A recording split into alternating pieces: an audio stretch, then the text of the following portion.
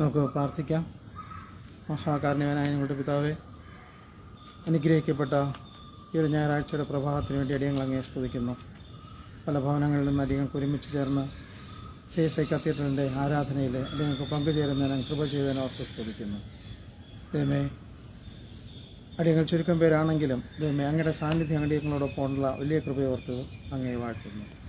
തുടർന്നുള്ള ആരാധനകളിലെല്ലാം അങ്ങയുടെ സാന്നിധ്യം ഉണ്ടാകണമേ എന്ന് പ്രാർത്ഥിക്കുന്നു. ദൈവമേ, അടിയങ്ങൾക്ക് ആരാധിക്കാൻ ഒരു സഭാമന്ദിരം ആവശ്യമാണ്. ദൈവമേ, അത് അടിയങ്ങൾക്ക് നൽകണമേ എന്ന് പ്രാർത്ഥിക്കുന്നു. അതിനുവേണ്ടി അധികാരികളുടെ കണ്ണ് തുറക്കണമേ എന്ന് പ്രാർത്ഥിക്കുന്നു.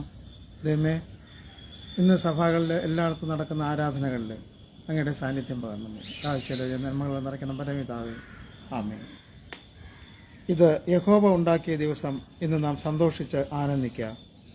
ദൈവം ആത്മാവാകുന്നു. അവിടുത്തെ നമസ്കരിക്കുന്നവർ ആത്മാവിലും സത്യത്തിലും നമസ്കരിക്കണം. സകല ഭൂവാസികളുമായുള്ളവരെ യഹോവയ്ക്ക് ആർപ്പിടുവിൻ. സന്തോഷത്തോടെ യഹോവയെ സേവിപ്പിൻ. സംഗീതത്തോടെ അവൻ്റെ സന്നിധിയിൽ വരുവിൻ. യഹോവ തന്നെ ദൈവമെന്നറിവിൻ. അവിടുന്ന് നമ്മെ ഉണ്ടാക്കി നാം ദൈവത്തിനുള്ളവർ ആകും. ദൈവത്തിൻ്റെ സ്തുതിക്കും മഹത്വത്തിനുമായിട്ട് നമുക്ക് ആരാധന പാട്ടുപുസ്തകത്തിൽ 3-ാമത്തെ പാട്ട് പാടാം.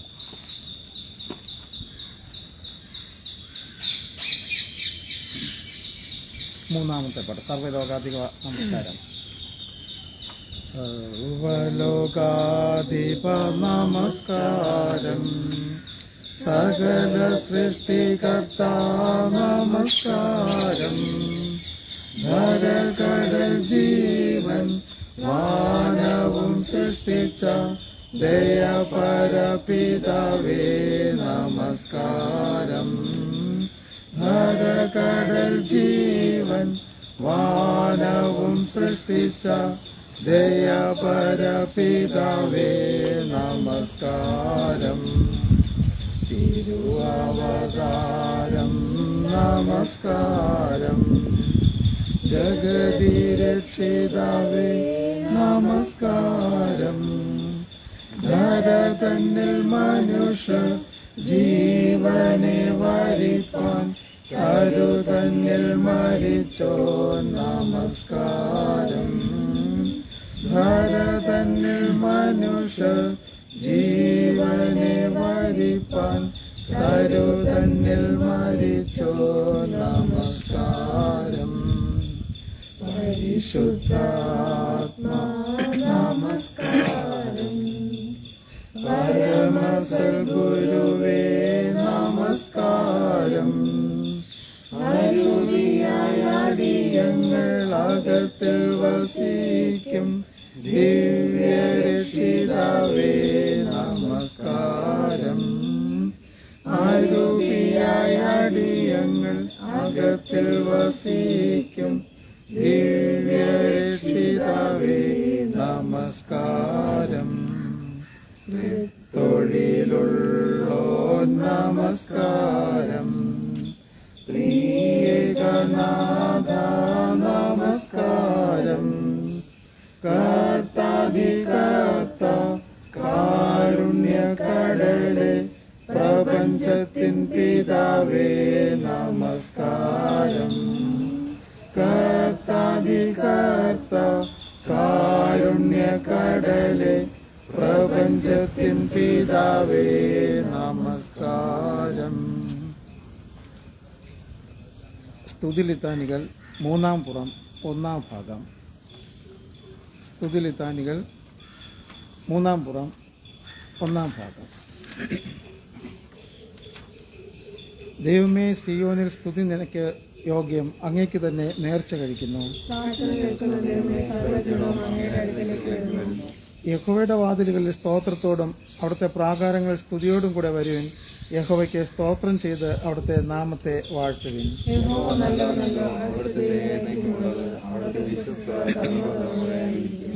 വരുവിൻ, നാം വണങ്ങി നമസ്കരിക്കുക. നമ്മെ നിർമ്മിച്ച യഹോവയുടെ മുമ്പിൽ മുട്ടുകുത്തുക.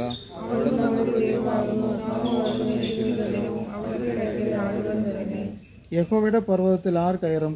അവിടുത്തെ വിശുദ്ധ സ്ഥലത്ത് ആർ നിൽക്കും?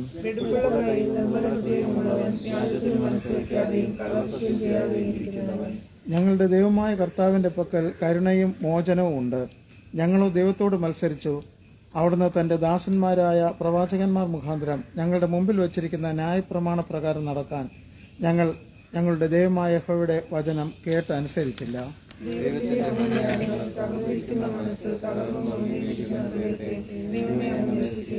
അധ്വാനിക്കുന്നവരും ഭാരം ചുമക്കുന്നവരുമായുള്ളവരെ എല്ലാവരും എൻ്റെ അടുക്കൽ വരുവിൻ, ഞാൻ നിങ്ങളെ ആശ്വസിപ്പിക്കും.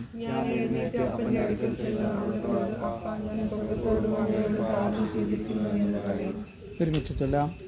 പാറയും എൻ്റെ വീണ്ടെടുപ്പാനുമായ യഹോവേ, എൻ്റെ വായിലെ വാക്കുകളും എൻ്റെ ഹൃദയത്തിലെ ധ്യാനവും അങ്ങേക്ക് പ്രസാദമായിരിക്കുമാറാകട്ടെ. ആമേൻ. ക്രിസ്തുയേശുവിൽ വിശുദ്ധീകരിക്കപ്പെട്ടവരും വിളിക്കപ്പെട്ട വിശുദ്ധന്മാരുമായുള്ളവരെ, ദൈവത്തിൻ്റെ മുമ്പിൽ പ്രാർത്ഥനയോടുകൂടി എത്താൻ നിങ്ങളുടെ ഹൃദയങ്ങളെ ഉയർത്തുവിൻ. ഇവിടെ നിശ്ചയമായി ദൈവഭവനവും സ്വർഗവാതിലുമുണ്ട്. നമുക്ക് ആശ്വാസവും സന്തോഷവും സകല ബുദ്ധിയെയും കവിയുന്ന സമാധാനവും ഇവിടെ വെച്ച് നൽകുവാൻ ദൈവം പ്രസാദിച്ചിരിക്കുന്നു. ഇവിടെ വെച്ച് തിരുവചനവും വിശുദ്ധ സാക്രമന്തുക്കളും മുഖാന്തരം ദൈവം നമ്മോട് സംസാരിക്കുന്നതായി നാം കേൾക്കുന്നുവല്ലോ. ഇങ്ങനെ നമ്മെ സമീപിച്ചിരിക്കുന്ന ദൈവത്തോട് നാമും അണഞ്ഞു ചെന്ന് നമ്മുടെ കൃതജ്ഞതാ സ്തോത്രങ്ങൾ അർപ്പിക്കുന്നത് യോഗ്യവും ന്യായവും ആകുന്നു. എന്നാലും നാം പാപം ചെയ്തു പോയിട്ടുള്ളവരും ദൈവത്തിൻ്റെ പരിശുദ്ധ സന്നിധിയിൽ നിൽപ്പാൻ യോഗ്യതയുമില്ലാത്തവരുമാണെന്നോർത്ത് പരമാർത്ഥമായ അനുതാപത്തോടെ നമുക്ക് പാപം ഏറ്റുപറയാം. നമുക്ക് 9-ാം പുറത്ത് കാണുന്ന അനുതാപ പ്രാർത്ഥന ഒരുമിച്ച് ചൊല്ലാം. 9-ാം പുറത്ത് കാണുന്ന അനുതാപ പ്രാർത്ഥന. സർവശക്തി മഹാകരുണയുള്ള പിതാവേ, ഞങ്ങൾ കാണാതെ പോയ ആടുകളെപ്പോലെ അങ്ങയുടെ വഴികളിൽ നിന്ന് തെറ്റിച്ചെന്നിയിരിക്കുന്നു. ഞങ്ങളുടെ സ്വന്തം ഹൃദയങ്ങളെ വിചാരങ്ങളെയും മോഹങ്ങളെയും അനുസരിച്ച് ഞങ്ങൾ നടന്നിരിക്കുന്നു. ഞങ്ങൾ അങ്ങയുടെ വിശുദ്ധ കൽപ്പനകൾ ലംഘിച്ചിരിക്കുന്നു. ഞങ്ങൾ ചെയ്യേണ്ട കാര്യങ്ങൾ ചെയ്യാതെ ചെയ്യരുതാത്ത കാര്യങ്ങൾ ചെയ്തിരിക്കുന്നു. ഞങ്ങൾക്ക് സൗഖ്യവുമില്ല. എന്നാലും കർത്താവേ, ഞങ്ങളോട് കരുണയുണ്ടായി കുറ്റങ്ങൾ ക്ഷമിക്കണമേ. പാപി മരിക്കണമെന്നല്ല, അവൻ ദുഷ്ടത വിട്ട് തിരിഞ്ഞ് ജീവിക്കണമെന്ന് മാത്രം അങ്ങ് ആഗ്രഹിക്കുന്നു എന്ന് ഞങ്ങൾ അറിയുന്നു. ദൈവമുള്ള പിതാവേ, ഞങ്ങൾ അനുതാപ ഹൃദയങ്ങളോടുകൂടെ ഇന്ത്യയിലേക്ക് തിരിയുന്നു. ഞങ്ങളുടെ കർത്താവായ യേശു ക്രിസ്തുവിൽ ഞങ്ങൾക്ക് അറിയിച്ചിരിക്കുന്ന കരുണയുള്ള വാഗ്ദത്തങ്ങളിൽ ഞങ്ങൾ ആശ്രയിക്കുന്നു. ഞങ്ങളുടെ പാപഭാരം നീക്കി മോചന നിശ്ചയം ഞങ്ങൾക്ക് നൽകണമേ. ഇനിമേൽ അങ്ങയുടെ പരിശുദ്ധ നാമത്തിൻ്റെ മഹത്വത്തിനായി ജീവന്റെ പുതുക്കത്തിൽ ശ്രേയിക്കേണ്ടതിന് സഹായിക്കണമേ. അങ്ങയുടെ രക്ഷയുടെ സന്തോഷം ഞങ്ങൾക്ക് തരണമേ. ഞങ്ങളെ സ്നേഹിച്ച് ഞങ്ങൾക്ക് വേണ്ടി തന്നെ ഏൽപ്പിച്ചു കൊടുത്ത ഞങ്ങളുടെ കർത്താവായ യേശു ക്രിസ്തു മൂലം ഇതെല്ലാം ഞങ്ങൾ യാചിക്കുന്നു. ആമേൻ. പൊതുവിലുള്ള സ്തോത്രം 14-ാം പുറം. സർവശക്തിയുള്ള ദൈവമേ, മഹാകരുണയുള്ള പിതാവേ, അങ്ങയുടെ അയോഗ്യദാസരായ ഞങ്ങളോടും സകല മനുഷ്യരോടും അങ്ങേക്കുള്ള സകല കരുതലുകൾക്കായും ആർദ്രതയ്ക്കായും ഞങ്ങൾ അങ്ങേക്ക് മഹാവിനയവും മനഃപൂർവ്വമായ സ്തോത്രം ചെയ്യുന്നു. ഞങ്ങളെ സൃഷ്ടിച്ചതിനും പരിപാലിക്കുന്നതിനും ഈ ആയുസ്സിലെ സകല അനുഗ്രഹങ്ങൾക്കായും എല്ലാറ്റിനും മേലായി ഞങ്ങളുടെ കർത്താവായ യേശു ലോകത്തെ വീണ്ടെടുത്ത അവിടുത്തെ വിലമതിച്ച സ്നേഹത്തിനായി ഞങ്ങൾ അങ്ങയെ വാഴ്ത്തുന്നു. അങ്ങ് നൽകിയ കൃപാവഴികൾക്ക് വേണ്ടി മഹത്വത്തിൻ്റെ പ്രത്യാശയ്ക്ക് വേണ്ടിയും ഞങ്ങൾ അങ്ങയെ സ്തുതിക്കുന്നു. ഞങ്ങളുടെ ഹൃദയങ്ങൾ കളങ്കമില്ലാതെ നന്ദിയുള്ളവയെ തീരേണ്ടതിനും അങ്ങയെ സേവിക്കുന്നതിന് ഞങ്ങളെ ഏൽപ്പിച്ച നാളുമൊക്കെ വിശുദ്ധിയോടും നീതിയോടും അങ്ങയുടെ മുമ്പാകെ നടക്കേണ്ടതിന് അങ്ങനെ ഞങ്ങളുടെ അധരം കൊണ്ട് മാത്രമല്ല ഞങ്ങളുടെ ജീവിതം കൊണ്ടും അവിടുത്തെ സ്തുതി പ്രസിദ്ധപ്പെടുത്തണം.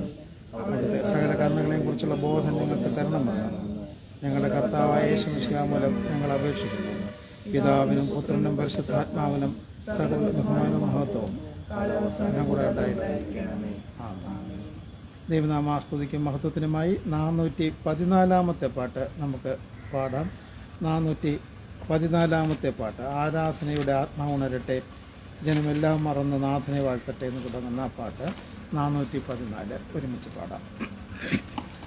ആരാധനയുടെ ആത്മാവുണരട്ടെ, ജനമെല്ലാം മറന്നു നാഥനെ വാഴ്ത്തട്ടെ.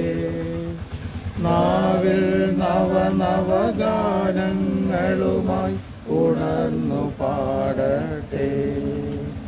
നാവിൽ നവനവഗാനങ്ങളുമായി ഉണർന്നു പാടട്ടെ. സ്വർഗം വെടിഞ്ഞു മണ്ണിൽ നടന്നു മണ്ണിനെ വിണ്ണാക്കിയോ. സ്വർഗം വെടിഞ്ഞു മണ്ണിൽ നടന്നു മണ്ണിനെ വിണ്ണാക്കിയോ. അവൻ പിൻപേ നടന്നു ചെല്ലാം നമുക്കു സാക്ഷികളായിടുവാൻ. അവൻ പിൻപേ നടന്നു ചെല്ലാം നമുക്കു സാക്ഷികളായിടുവാൻ. ആരാധനയുടെ ആത്മാവുണരട്ടെ. പാപം ചുമന്നു രോഗം വഹിച്ചു ക്രൂശിൽ തകർന്നവൻ, പാപം ചുമന്നു രോഗം വഹിച്ചു ക്രൂശിൽ തകർന്നവൻ, പുതുജീവൻ പകർന്നു നൽകാനുയർത്തു നമുക്കായി ജീവിക്കുന്നു. പുതുജീവൻ പകർന്നു നൽകാനുയർത്തു നമുക്കായി ജീവിക്കുന്നു. ആരാധനയുടെ ആത്മാവുണരട്ടെ. മേഘത്തേറി വേഗം വരുന്ന നാഥനെ എതിരേൽക്കുവാൻ, മേഘത്തേറി വേഗം വരുന്ന നാഥനെ എതിരേൽക്കുവാൻ, നമുക്കെല്ലാം ഉണർന്നു ദീപം തെളിച്ചു കാഹളം കാതോർത്തിടാം. നമുക്കെല്ലാം ഉണർന്നു ദീപം തെളിച്ചു കാഹളം കാതോർത്തിടാം. ആരാധനയുടെ ആത്മാവുണരട്ടെ. ഈ സമയത്ത് സങ്കീർത്തനം ബാക്കി വായനാഭാഗവും വായിക്കാവുന്നതാണ്.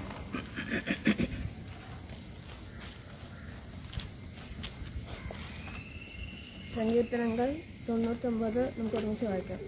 സങ്കീർത്തനങ്ങൾ 99. യഹോവ വാഴുന്നു, ജാതികൾ വിറയ്ക്കട്ടെ, അവൻ കെരൂബുകളുടെ മീതെ വസിക്കുന്നു, ഭൂമി കുലുങ്ങട്ടെ.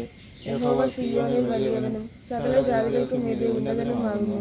അവൻ പരിശുദ്ധൻ എന്നിങ്ങനെ, അവൻ നിന്റെ മഹത്വവും ദൈവമായ നാമത്തെ സ്തുതിക്കട്ടെ. ന്യായതൽപരനായ രാജാവിന്റെ ഭയത്തെ നീ നേരോടെ സ്ഥിരമാക്കിയിരിക്കുന്നു. നീ യാക്കോബിൽ നീതിയും ന്യായവും നടത്തിയിരിക്കുന്നു. നമ്മുടെ ദൈവമായ യഹോവയെ പുകഴ്ത്തുവിൻ, അവന്റെ പാദപീഠത്തിങ്കൽ നമസ്കരിപ്പിൻ. അവൻ പരിശുദ്ധനാകുന്നു. അവന്റെ പുരോഹിതന്മാരും മോശയും അഹരോനും അവന്റെ നാമത്തെ വിളിച്ചപേക്ഷിക്കുന്നവരിൽ ശമൂവേലും ഇവർ യഹോവയോട് അപേക്ഷിച്ചു. അവൻ അവർക്ക് ഉത്തരമരുളി. മേഘസ്തംഭത്തിൽ നിന്ന് അവൻ അവരോട് സംസാരിച്ചു. അവർ അവന്റെ സാക്ഷ്യങ്ങളും അവന്റെ ചട്ടങ്ങളും കാണിച്ചു. ഞങ്ങളുടെ ദൈവമായ യഹോവേ, നീ അവർക്ക് ഉത്തരമരുളി. നീ അവർക്ക് ക്ഷമ കാണിക്കുന്ന ദൈവവും അവരുടെ പ്രവൃത്തികൾക്ക് പ്രതികാരകനുമാകുന്നു. നമ്മുടെ ദൈവമായ യഹോവയെ പുകഴ്ത്തുവിൻ, അവന്റെ വിശുദ്ധ പർവ്വതത്തിൽ നമസ്കരിപ്പിൻ. നമ്മുടെ ദൈവമായ യഹോവ പരിശുദ്ധനല്ലോ. പിതാവിനും പുത്രനും പരിശുദ്ധാത്മാവിനും മഹത്വമുണ്ടാകട്ടെ. ആദിയിലും ഇപ്പോഴും നിൽക്കുന്ന പ്രകാരം തന്നെ. ആമേൻ.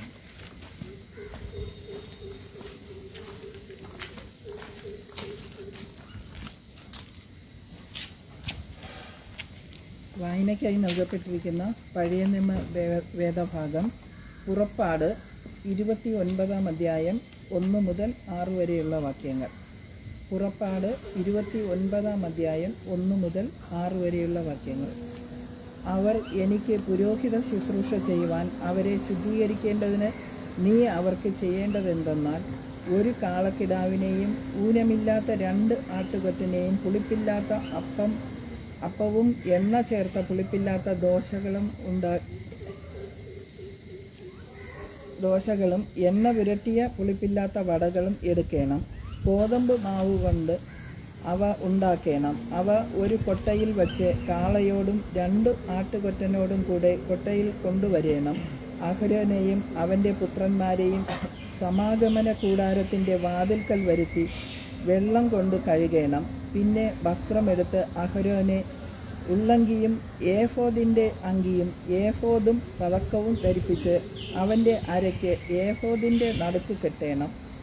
അവൻ്റെ തലയിൽ മുടി വച്ച് വിശുദ്ധപട്ടം മുടിമേൽ വയ്ക്കണം.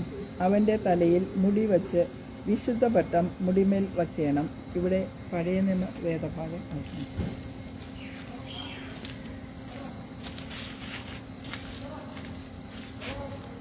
വായനയ്ക്കായി നൽകിയിട്ടുള്ള ലേഖനഭാഗം എഫെസ്യർ 5 അധ്യായം 1 മുതൽ 14 വരെയുള്ള വാക്യങ്ങൾ.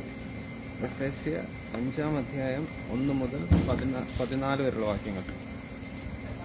ആകയാൽ പ്രിയമക്കൾ എന്ന പോലെ ദൈവത്തെ അനുകരിപ്പിൻ.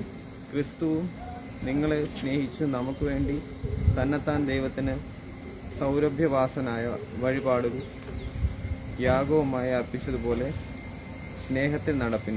ദുർനടപ്പും യാതൊരു അശുദ്ധിയും അത്യാഗ്രഹവും നിങ്ങളുടെ ഇടയിൽ പേർ പോലും അരുത്. അങ്ങനെ ആകുന്നു വിശുദ്ധന്മാർക്ക് ഉചിതം. ചീത്തത്തരം, പൊട്ടച്ച, കളിവാക്ക്, ഇങ്ങനെ ചേർച്ചയില്ലാത്തവ ഒന്നും അരുത്. സ്തോത്രമത്ര വേണ്ടത്. ദുർനടപ്പുകാരൻ, അശുദ്ധൻ, ആരാധ്യായ ദ്രവ്യാഗ്രഹി, ഇവർക്ക് ആർക്കും ക്രിസ്തുവിൻ്റെ ദൈവത്തിൻ്റെയും രാജ്യത്തിൽ അവകാശമില്ല എന്നും നിങ്ങൾക്കറിയാവുന്നല്ലോ. വ്യർത്ഥവാക്കുകളാൽ ആരും നിങ്ങളെ ചതിക്കരുത്. ഈ വക നിമിത്തമല്ലോ ദൈവകോപം അനുസരണം കെട്ടവരുടെ മേൽ വരുന്നു. നിങ്ങൾ അവരുടെ കൂട്ടാളികൾ ആകരുത്. മുമ്പേ നിങ്ങൾ ഇരുളായിരുന്നു, ഇപ്പോഴോ കർത്താവിൽ വെളിച്ചമാകുന്നു. കർത്താവിന് പ്രസാദമായത് എന്തെന്ന് പരിശോധിച്ചുകൊണ്ട് വെളിച്ചത്തിലുള്ളവരായി നടന്നുകൊള്ളുവിൻ. സകല സൽഗുണവും നീതിയും സത്യവുമല്ലോ വെളിച്ചത്തിൻ്റെ ഫലം. ഇരുട്ടിൻ്റെ നിഷ്ഫല പ്രവൃത്തികളിൽ കൂട്ടാളികൾ ആകരുത്. അവയെ ശാസിക്കുക അത്രേ വേണ്ടത്. അവർ ഗൂഢമായി ചെയ്യുന്നത് പറവാൻ പോലും ലജ്ജയാകുന്നു. അവയെ ശാസിക്കുമ്പോഴോ സകലത്തെയും കുറിച്ച് വെളിച്ചത്താൽ ബോധം വരും. ബോധം വരുന്നതെല്ലാം വെളിച്ചം പോലെ തെളിവല്ലോ. അതുകൊണ്ട് ഉറങ്ങുന്നവനെ ഉണർന്ന് മരിച്ചവരുടെ ഇടയിൽ നിന്ന് എഴുന്നേൽക്കുക, എന്നാൽ ക്രിസ്തു നിന്റെ മേൽ പ്രകാശിക്കും എന്ന് ചൊല്ലുന്നു. വായിച്ചു കേട്ട ദൈവവചനങ്ങളാൽ ദൈവം നമ്മെ അനുഗ്രഹിക്കുമാറാകട്ടെ. ആരാധനയ്ക്കുള്ള സുവിശേഷ വേദഭാഗം വിശുദ്ധ ലൂക്കോസ് എഴുതിയ സുവിശേഷം 10-ാം അധ്യായം 1 മുതൽ 11 വരെയുള്ള വാക്യങ്ങൾ. വിശുദ്ധ ലൂക്കോസ് എഴുതിയ സുവിശേഷം 10-ാം അധ്യായം 1 മുതൽ 11 വരെയുള്ള വാക്യങ്ങൾ. അനന്തരം കർത്താവ് വേറെ 70 പേരെ നിയമിച്ചു. താൻ ചെല്ലുവാനുള്ള ഓരോ പട്ടണത്തിലേക്കും സ്ഥലത്തിലേക്കും അവരെ തനിക്ക് മുമ്പായി ഈരണ്ടായി അയച്ചു. അവരോട് പറഞ്ഞത്, കൊയ്ത്ത് വളരെ ഉണ്ട് സത്യം, വേലക്കാരോ ചുരുക്കം. ആകയാൽ കൊയ്ത്തിൻ്റെ യജമാനനോട് തൻ്റെ കൊയ്ത്തിന് വേലക്കാരെ അയക്കേണ്ടതിന് അപേക്ഷിപ്പിൻ. പോകുവിൻ, ചെന്നായ്ക്കളുടെ നടുവിൽ കുഞ്ഞാടുകളെപ്പോലെ ഞാൻ നിങ്ങളെ അയക്കുന്നു. സഞ്ചിയും പൊക്കണവും ചെരുപ്പും എടുക്കരുത്. വഴിയിൽ വെച്ച് ആരെയും വന്ദനം ചെയ്യരുത്. ഏത് വീട്ടിലെങ്കിലും ചെന്നാൽ ഈ വീട്ടിന് സമാധാനം എന്ന് ആദ്യം പറയും. അവിടെ ഒരു സമാധാനപുത്രൻ ഉണ്ടെങ്കിൽ നിങ്ങളുടെ സമാധാനം അവന്മേൽ വസിക്കും. ഇല്ലെന്ന് വരികിലോ നിങ്ങളിലേക്ക് മടങ്ങിപ്പോരും. അവർ തരുന്നത് തിന്നും കുടിച്ചും കൊണ്ട് ആ വീട്ടിൽ തന്നെ പാർപ്പിൻ. വേലക്കാരൻ തൻ്റെ കൂലിക്ക് യോഗ്യനല്ലോ. വീട്ടിൽ നിന്ന് വീട്ടിലേക്ക് മാറിപ്പോകരുത്. ഏത് പട്ടണത്തിലെങ്കിലും ചെന്നാൽ അവർ നിങ്ങളെ കൈക്കൊള്ളുന്നു എങ്കിൽ നിങ്ങളുടെ മുമ്പിൽ വയ്ക്കുന്നത് ഭക്ഷിപ്പിൻ. അതിലെ രോഗികളെ സൗഖ്യമാക്കി ദൈവരാജ്യം നിങ്ങൾക്ക് സമീപിച്ചു വന്നിരിക്കുന്നുവെന്ന് അവരോട് പറയും. ഏത് പട്ടണത്തിലെങ്കിലും ചെന്നാൽ അവർ നിങ്ങളെ കൈക്കൊള്ളുന്നില്ലെങ്കിൽ അതിൻ്റെ തെരുക്കളിൽ പോയി നിങ്ങളുടെ പട്ടണത്തിൽ നിന്ന് ഞങ്ങളുടെ കാലിന് പറ്റിയ പൊടിയും ഞങ്ങൾ നിങ്ങൾക്ക് കുടഞ്ഞേച്ചു പോകുന്നു, എന്നാൽ ദൈവരാജ്യം സമീപിച്ചു വന്നിരിക്കുന്നു എന്ന് അറിഞ്ഞുകൊള്ളുവിൻ എന്ന് പറയും. ഇവിടെ സുവിശേഷ ഭാഗം അവസാനിച്ചു. ക്രിസ്തു നമ്മെ അനുഗ്രഹിക്കുമാറാകട്ടെ. ആമേൻ. ഈ സമയം മധ്യസ്ഥ പ്രാർത്ഥനയ്ക്ക് വേണ്ടി തലകളെ വണക്കാം.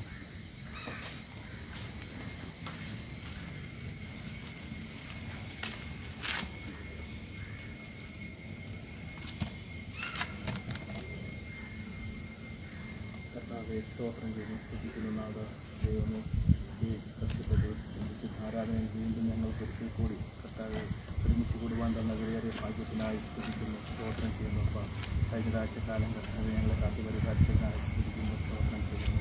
ദൈവമേ, ഈ ആരാധന നടക്കുന്ന കർത്താവ് ലോകത്തിൻ്റെ പല ഭാഗങ്ങളിൽ അവകളിലൊക്കെ വേണ്ടി പ്രാർത്ഥിക്കുന്നു. അപ്പം അവിടെയെല്ലാം കർത്താവ് ഞങ്ങളുടെ ആത്മാവ് വിശുദ്ധാത്മാവ് വ്യാപരിക്കുവാൻ ചെയ്യണമേ, അനുഗ്രഹിക്കണമേ. കർത്താവെ, ഓരോ വിശ്വാസികളിലും കർത്താവെ ഞങ്ങളുടെ ആത്മാവിനെ പകരണമേ നാഥ. പരസ്പരം സുവിശേഷത്തിൽ കർത്താവെ ബലപ്പെടുന്നവരായി തീരുവാൻ, കർത്താവെ മറ്റുള്ളവരോട് സുവിശേഷം പറയുന്നവരായി തീരുവാൻ ഞങ്ങളെ അനുഗ്രഹിക്കണമേ നാഥ. കർത്താവെ, ചെപ്പത്തെ ഞങ്ങളുടെ ജീവിത പ്രതിസന്ധികളിൽ ഞങ്ങൾ പതറിപ്പോകാതെ കർത്താവെ നിത്യജീവനെന്ന് കർത്താവെ ചെപ്പത്തെ നോക്കി നിത്യജീവൻ നോക്കി ഞങ്ങൾ ജീവിക്കുവാൻ, കർത്താവെ യേശുക്രിസ്തുവിനോടൊപ്പം യുഗായുഗം വാഴുവാൻ കർത്താവെ ഞങ്ങൾ കൃപ പകരണമേ. കർത്താവെ ഞങ്ങളുടെ കൂടെയുള്ളവർക്ക് വേണ്ടി പ്രാർത്ഥിക്കുന്നു. പലർക്കും കർത്താവെ ദൈവാലയം ഇല്ലാത്തത് കൊണ്ട് വരുവാൻ സാധിക്കാതെ ഭവനങ്ങളിലായിരിക്കുന്നു. അവരെല്ലാം അനുഗ്രഹിക്കണമേ, ആത്മീയമായി ബലപ്പെടുത്തണമേ, ശാരീരികമായി ബലപ്പെടുത്തണമേ. കർത്താവെ, ആത്മീയമായ നന്മകളാൽ നിറയ്ക്കണമേ. കർത്താവെ, ഞങ്ങൾ നശിപ്പിക്കപ്പെട്ട ദേവാലയത്തിൻ്റെ സ്ഥാനത്ത് ഞങ്ങൾക്ക് കർത്താവ് എത്രയും വേഗം ഒരു ദേവാലയം ലഭിക്കുവാൻ കർത്താവ് അതിനനുഗ്രഹിക്കപ്പെട്ടൊരു നേതൃത്വം ഉണ്ടാകുവാൻ അവിടുന്ന് കൃപ ചെയ്യണമേ അപ്പ. ദക്ഷിണ കേരള മഹായിടവകയോട് കർത്താവെ അങ്ങ് കരുണ കാണിക്കണമേ കർത്താവെ. ദക്ഷിണ കേരള മഹായിടവകയോട് അങ്ങ് കരുണ കാണിക്കണമേ എന്നാഥ.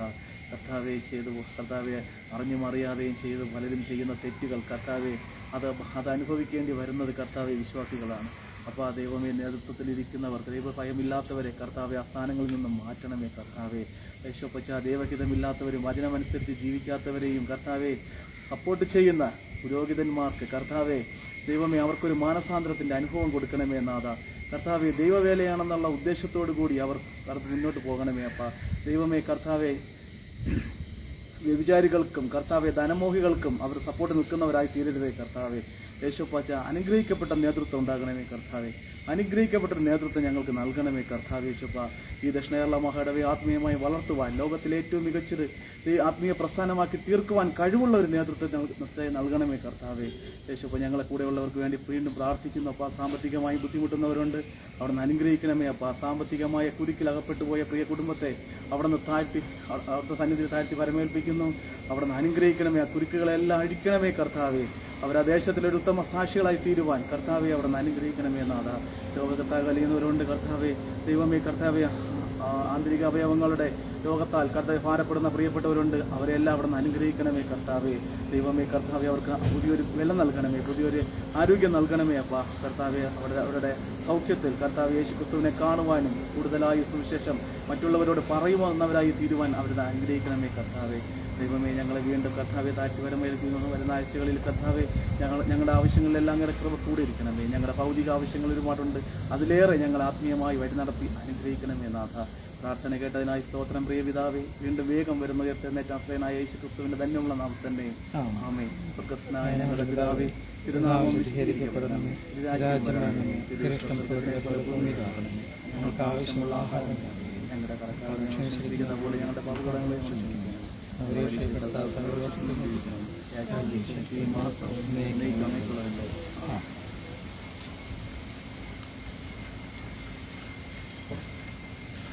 ഈ സമയം നമുക്ക് ആരാധനാക്രമത്തിൽ 21-ാമത്തെ പുറത്ത് കാണുന്ന ഭാഗ്യവചനങ്ങൾ ചൊല്ലാം. 21-ാം പുറം ഭാഗ്യവചനങ്ങൾ. നമ്മുടെ വാഴ്ത്തപ്പെട്ട കർത്താവ് തൻ്റെ ശിഷ്യന്മാർക്ക് നൽകിയ ഭാഗ്യവചനങ്ങൾ നമുക്ക് പ്രതിവാക്യമായി ചൊല്ലാം. ആത്മാവിൽ ദരിദ്രരായവർ ഭാഗ്യവാന്മാർ, ദുഃഖിക്കുന്നവർ ഭാഗ്യവാന്മാർ, ആശ്വാസം ലഭിക്കും. സൗമ്യതയുള്ളവർ ഭാഗ്യവാന്മാർ, അവർ ഭൂമിയെ അവകാശമാക്കും. നീതിക്ക് വിശന്ന് ദാഹിക്കുന്നവർ ഭാഗ്യവാന്മാർ, അവർക്ക് തൃപ്തി വരും. കരുണയുള്ളവർ ഭാഗ്യവാന്മാർ, അവർക്ക് കരുണ ലഭിക്കും. ഹൃദയശുദ്ധിയുള്ളവർ ഭാഗ്യവാന്മാർ, അവർ ദൈവത്തെ കാണും. സമാധാനം ഉണ്ടാക്കുന്നവർ ഭാഗ്യവാന്മാർ, അവർ ദൈവത്തിന്റെ പുത്രന്മാർ എന്ന് വിളിക്കപ്പെടും. നീതി നിമിത്തം ഉപദ്രവിക്കപ്പെടുന്നവർ ഭാഗ്യവാന്മാർ, സ്വർഗരാജ്യം അവർക്കുള്ളത്. കർത്താവെ, ഇപ്രകാരം ജീവിക്കുവാൻ ഞങ്ങളെ സഹായിക്കണമേ. ആമേൻ. നമുക്ക് ഈ സമയത്ത് വിശ്വാസപ്രമാണം 22-ാം പുറത്ത് കാണുന്ന വിശ്വാസപ്രമാണം ഏറ്റുപറയാം. സർവശക്തിയുള്ള പിതാവായി ആകാശത്തെയും ഭൂമിയെയും സൃഷ്ടിച്ച ദൈവത്തിൽ ഞാൻ വിശ്വസിക്കുന്നു. ദൈവത്തിന്റെ ഏകപുത്രനായി നമ്മുടെ കർത്താവായ യേശു ക്രിസ്തുവിൽ ഞാൻ വിശ്വസിക്കുന്നു. അവിടുന്ന് പരിശുദ്ധാത്മാവിനാൽ കന്യകമറിയിൽ ഉത്പാദിക്കപ്പെട്ട് ജനിച്ചു. പൊന്തിയോസ് പീലാത്തോസിന്റെ കീഴിൽ കഷ്ടപ്പെട്ടു, കുരിശിൽ തറയ്ക്കപ്പെട്ടു, മരിച്ചു, അടക്കപ്പെട്ടു. അവിടുന്ന് മരിച്ചവരിലേക്ക് ഇറങ്ങി 3-ാം ദിവസം ഉയർത്തെഴുന്നേറ്റു. അവിടുന്ന് സ്വർഗത്തിലേക്ക് കയറി സർവശക്തിയുള്ള പിതാവായ ദൈവത്തിന്റെ വലതുഭാഗത്തിരിക്കുന്നു. അവിടെ നിന്ന് ജീവനുള്ളവരെയും മരിച്ചവരെയും ന്യായം വിധിപ്പാൻ അവിടെ നിന്ന് വരികയും ചെയ്യും. പരിശുദ്ധാത്മാവിൽ ഞാൻ വിശ്വസിക്കുന്നു. വിശുദ്ധ കാതോലിക സഭയിലും വിശുദ്ധന്മാരുടെ സംസർഗത്തിലും പാപമോചനത്തിലും മരിച്ചവരുടെ പുനരുത്ഥാനത്തിലും നിത്യജീവനിലും ഞാൻ വിശ്വസിക്കുന്നു. ഈ സമയം തിരുവചനാധ്യാനത്തിന് മുമ്പായി നമുക്ക് 475-ാമത്തെ പാട്ട് പാടാം. 475-ാമത്തെ പാട്ട്.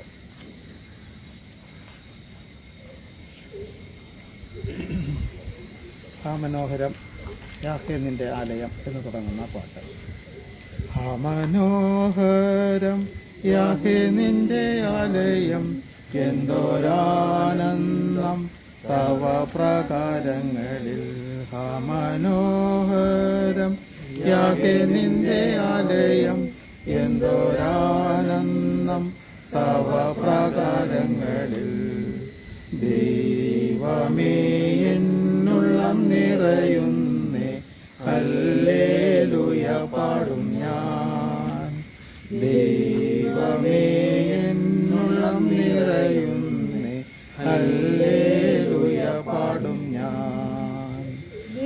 ദൈവം നല്ലവൻ, എല്ലാവർക്കും വല്ലഭൻ, തന്മക്കൾക്കെന്നും പരിചയ.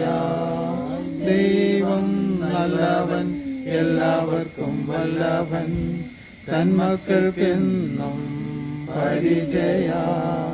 നന്മയൊന്നും മുടക്കുകയില്ല നേരായി നടപ്പവർക്ക്. നന്മയൊന്നും മുടക്കുകയില്ല നേരായി നടപ്പവർക്ക്. ഒരു സങ്കേതം നിന്റെ അകപീഠങ്ങൾ ഇവർ ഭക്ഷിക്കും ചെറുകുരുകിലിനും. ഒരു സങ്കേതം നിന്റെ അകപീഠങ്ങൾ ഇവർ ഭക്ഷിക്കും ചെറുകുരുകിലിനും. രാവിലെ നിന്നന്മകളെ ഓർത്തു പാടി സ്തുതിച്ചിടുന്നു. രാവിലെ നിന്നന്മകളെ ഓർത്തു പാടി സ്തുതിച്ചിടുന്നു. ദൈവം നല്ലവൻ, എല്ലാവർക്കും വല്ലഭൻ, തന്മക്കൾക്കെന്നും പരിചയാം. ദൈവം നല്ലവൻ, എല്ലാവർക്കും വല്ലഭൻ, തന്മക്കൾക്കെന്നും പരിചയാ. നന്മയൊന്നും മുടക്കുകയില്ല നേരായി നടപ്പവർക്ക്. നന്മയൊന്നും മുടക്കുകയില്ല നേരായി നടപ്പവർക്ക്. ഞങ്ങൾ പാർത്തിയിടും നിത്യം നിന്റെ ആലയെ, ഞങ്ങൾ ശക്തരാം എന്നും നിന്റെ ശക്തിയാ. ഞങ്ങൾ പാർത്തിയിടും നിത്യം നിന്റെ ആലയെ, ഞങ്ങൾ ശക്തരാം എന്നും നിന്റെ ശക്തിയാ. കണ്ണുനീരും കഴുമരമെല്ലാം മാറ്റും അനുഗ്രഹമായി. കണ്ണുനീരും കഴുമരമെല്ലാം മാറ്റും അനുഗ്രഹമായി. ദൈവം നല്ലവൻ, എല്ലാവർക്കും വല്ലഭൻ, തന്മക്കൾക്കെന്നും പരിചയായി. ദൈവം നല്ലവൻ, എല്ലാവർക്കും വല്ലഭൻ, തന്മക്കൾക്കെന്നും പരിചയായി. നന്മയൊന്നും മുടക്കുകയില്ല നേരായി നടപ്പവർക്ക്. നന്മയൊന്നും മുടക്കുകയില്ല നേരായി നടപ്പവർക്ക്. ദൈവവചനത്തിന് വേണ്ടി നമ്മുടെ ചിന്തകൾ ഉയർത്താം, നമുക്ക് പ്രാർത്ഥിക്കാം. മഹാകാരുണ്യവാനായ ഞങ്ങളുടെ പിതാവേ, അനുഗ്രഹിക്കപ്പെട്ട ഈ ഒരു സമയത്തിന് വേണ്ടി അടിയങ്ങൾ വീണ്ടും അങ്ങയെ സ്തുതിക്കുന്നു. ദൈവമേ, ദൈവവചനം ചിന്തിക്കുന്നതിന് വേണ്ടി അടിയങ്ങൾ തുനിയുന്നു. അടിയങ്ങളെ ശക്തീകരിക്കണമേ എന്ന് പ്രാർത്ഥിക്കുന്നു. ദൈവമേ, അടിയങ്ങൾക്ക് ചിന്തകൾ തരണമേ. അത് 30, 60, 100 മേനിയും വിളയുന്നതിന് അങ്ങ് കൃപ ചെയ്യണമേ എന്ന് പ്രാർത്ഥിക്കുന്നു. അടിയങ്ങളുടെ കുറവുകളെ അങ്ങ് ക്ഷമിക്കണമേ എന്ന് പ്രാർത്ഥിക്കുന്നു. ദൈവമേ, അടിയങ്ങൾക്ക് ഒരാലയം വേണം, അത് നൽകി അടിയങ്ങളെ അനുഗ്രഹിക്കണമേ. ഒരുമിച്ച് കൂടിയിരുന്ന് പ്രാർത്ഥിക്കാനും പാട്ട് പാടാനും അങ്ങയുടെ അനുഗ്രഹങ്ങൾ പങ്കുപറ്റുന്നതിനും അടിയങ്ങളെ ശക്തീകരിക്കണമേ എന്ന് പ്രാർത്ഥിക്കുന്നു. എല്ലാം അങ്ങയുടെ കൃപയ്ക്ക് വേണ്ടി അടിയങ്ങൾ യാചിക്കുന്നു. നന്മകളായി നിറയ്ക്കണം പരമപിതാവേ, ആമേൻ. നമ്മുടെ ചിന്തയ്ക്ക് വേണ്ടി എടുത്തിട്ടുള്ള വേദഭാഗം വിശുദ്ധ ലൂക്കോസ് എഴുതിയ സുവിശേഷം 10-ാം അധ്യായത്തിൻ്റെ 3-ാമത്തെ വാക്യമാണ്. വിശുദ്ധ ലൂക്കോസ് എഴുതിയ സുവിശേഷം 10-ാം അധ്യായത്തിൻ്റെ 3-ാം വാക്യം. ഇന്ന് നമുക്ക് ചിന്തയ്ക്ക് വേണ്ടി തന്നിട്ടുള്ള വിഷയമെന്ന് പറയുന്നത് പൗരോഹിത്യം ക്രിസ്തുവിൻ്റെ സൗരഭ്യം എന്നുള്ളതാണ്. പൗരോഹിത്യം ക്രിസ്തുവിൻ്റെ സൗരഭ്യം. പുരോഹിത വൃന്ദം നമ്മുടെ പഴയ നിയമ ഭാഗങ്ങളിൽ ശ്രദ്ധിച്ചു കഴിഞ്ഞാൽ അറിയാൻ പറ്റും. അവിടെയുള്ള എല്ലാ യോഗങ്ങളിലും എല്ലാ കൂടിവരവുകളിലും പുരോഹിത ശ്രേഷ്ഠർ വന്ന് അതിന് വേണ്ടുന്നതായിട്ടുള്ള എല്ലാ നടുനായകത്വം കൊടുത്തുകൊണ്ട്, വലിയൊരു നേതൃത്വം കൊടുത്തുകൊണ്ട്, ആയിരക്കണക്കിന് 10,000 കണക്കിന് ആളുകൾ ഒത്തുചേർന്ന് ദൈവത്തെ സ്തുതിച്ച് ദൈവനാമത്തിൽ യാഗമർപ്പിച്ച് സ്തുതി സ്തോത്രങ്ങൾ അർപ്പിച്ച് അപ്പോൾ ജീവിക്കുന്നവർക്കും അനന്തര തലമുറയ്ക്കും വേണ്ടിയിട്ടുള്ള അനുഗ്രഹങ്ങൾ പ്രാപിച്ചുകൊണ്ട് പോയിട്ടുള്ള എത്രയോ കാര്യങ്ങൾ നാം മനസ്സിലാക്കിയിട്ടുണ്ട്. അവിടെ നമുക്ക് മനസ്സിലാക്കേണ്ടുന്ന ഒരു പ്രധാനപ്പെട്ട കാര്യമെന്ന് പറയുന്നത്, ഈ പുരോഹിത വൃത്തി അല്ലെങ്കിൽ പൗരോഹിത്യം എന്ന് പറയുന്നത് ഇന്നത്തെ തലമുറയുമായിട്ട് ബന്ധപ്പെടുത്തി നോക്കിക്കഴിഞ്ഞാൽ അത് ക്രിസ്തുവിൻ്റെ സൗരഭ്യമായിരിക്കണം എന്നുള്ളതാണ്. അപ്പോൾ ക്രിസ്തുവിൻ്റെ സൗരഭ്യം വിളമ്പുന്നതായിരിക്കണം പുരോഹിത വൃത്തി എന്ന് വേദപുസ്തകം നമ്മെ പഠിപ്പിക്കുന്നു. എങ്ങനെയാണ് ക്രിസ്തുവിൻ്റെ സൗരഭ്യം അവിടെ വിളമ്പാൻ അല്ലെങ്കിൽ കൊടുക്കാൻ സാധിക്കുന്നത്? എൻ്റെ കൊച്ചുനാളിൽ എനിക്ക് തോന്നുന്ന ഒരു 4-5 വയസ്സുള്ള സമയത്ത് നാലാഞ്ചിറയിലുള്ള ഒരു പുരോഹിത ശ്രേഷ്ഠന്മാർ താമസിക്കുന്ന ഒരു ആശ്രമമുണ്ട്. കത്തോലിക്ക വിശ്വാസികളുടെ ഒരു ആശ്രമമാണ്. ആദ്യമായിട്ട് മിഷൻ മെയ്ഡ് പപ്പടം ഉണ്ടാക്കി, അമ്പിളി പപ്പടം എന്നുള്ള പേരിൽ ഒരു പപ്പടം ഉണ്ടാക്കിയത് അവിടെ ഒരു ജോൺ അച്ഛൻ എന്ന പേരുള്ള ഒരു വന്യവയോധികനായ ഒരു അച്ഛനാണ്. എൻ്റെ പിതാവ് ആ അച്ഛനെ അവിടുന്ന് എന്തോ കാര്യം സംസാരിക്കാനോ അച്ഛൻ വിളിച്ചിട്ട് അങ്ങനെ പോയി. അതോടൊപ്പം എന്നെ കൂടെ കൊണ്ടുപോയിരുന്നു. ഞാൻ പ്രത്യേകം ഓർമ്മിക്കുന്നു, ഞാൻ കൊച്ചുകുട്ടിയാണ്, സ്കൂളിൽ പോകുന്നതിന് മുമ്പോ അല്ലെങ്കിൽ 1ാം ക്ലാസ്സിലോ എന്തെങ്കിലും പഠിക്കുന്ന ആ ഒരു സമയത്തായിരിക്കും. അപ്പോൾ അവിടെ പോകുന്ന സമയത്ത് കുറച്ച് സമയം സംസാരിച്ചതിന് ശേഷം അച്ഛൻ എൻ്റെ തലയിൽ തടവുന്ന എനിക്ക് ഓർമ്മയുണ്ട്. ആ വയോധികനായ ആ ഒരു പിതാവ് ആ തലയിൽ സ്നേഹത്തോടു കൂടി തടവി കുറച്ച് മുട്ടായിയല്ല എൻ്റെ കയ്യിൽ തന്നു. ആ മുട്ടായിയേക്കാൾ ഉപരി എൻ്റെ തലയിൽ തടവിയ ആ ഒരു തലോടൽ ഇന്നും എൻ്റെ മനസ്സിനകത്ത് പച്ച പിടിച്ച് കിടപ്പുണ്ട്.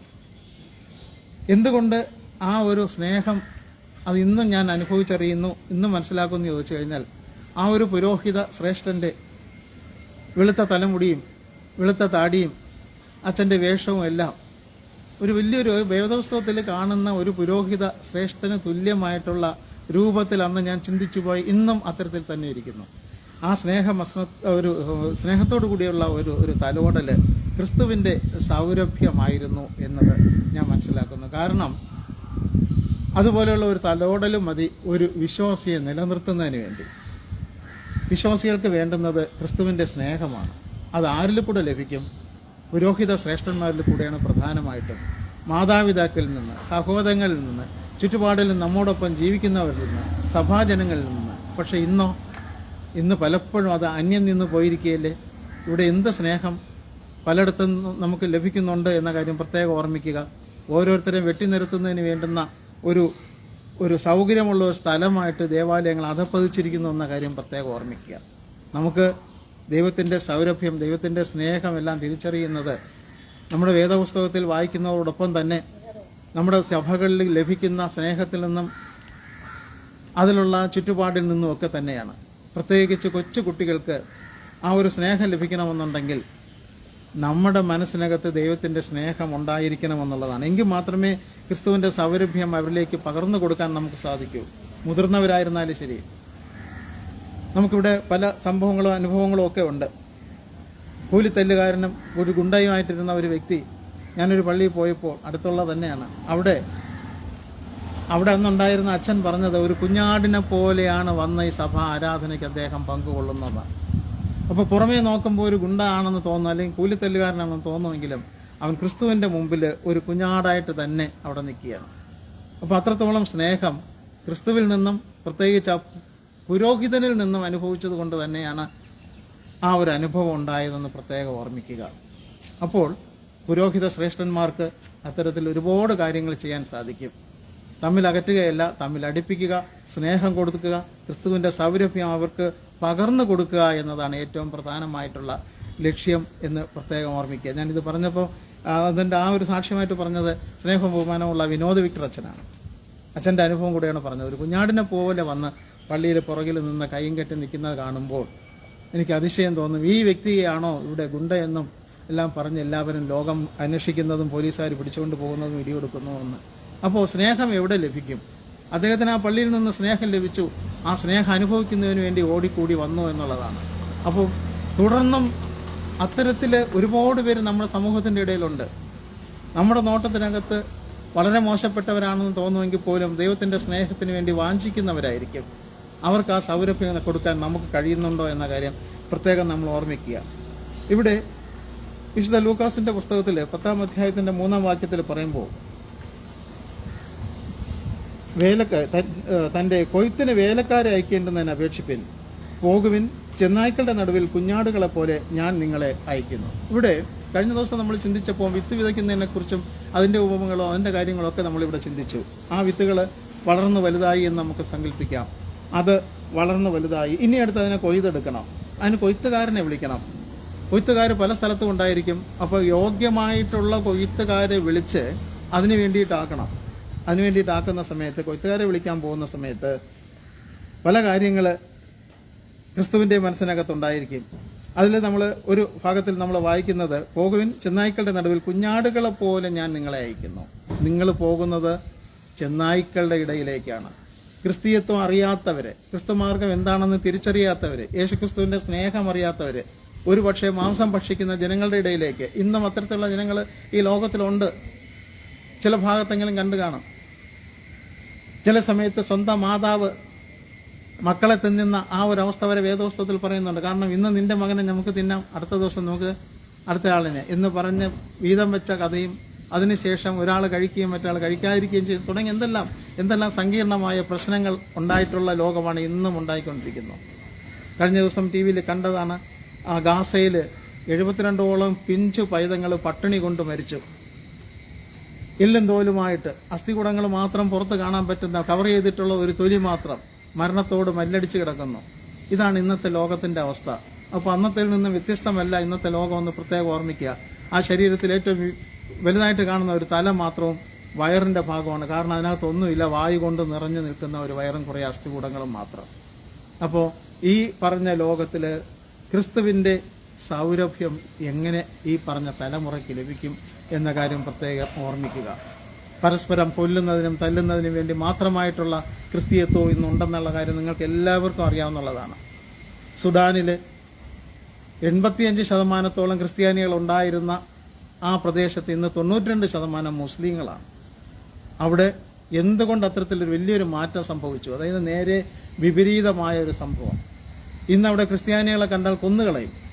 കരിങ്കല്ല് തലയ്ക്ക് എറിഞ്ഞ് വീഴ്ത്തി കൊന്നുകളയുന്ന ഒരു രാജ്യമായിട്ട് അത് മാറി എന്ന കാര്യം പ്രത്യേകം ഓർമ്മിക്കുക. അപ്പോൾ ക്രിസ്തീയ സ്നേഹം അവർക്ക് നഷ്ടപ്പെട്ടത് കൊണ്ടല്ലേ?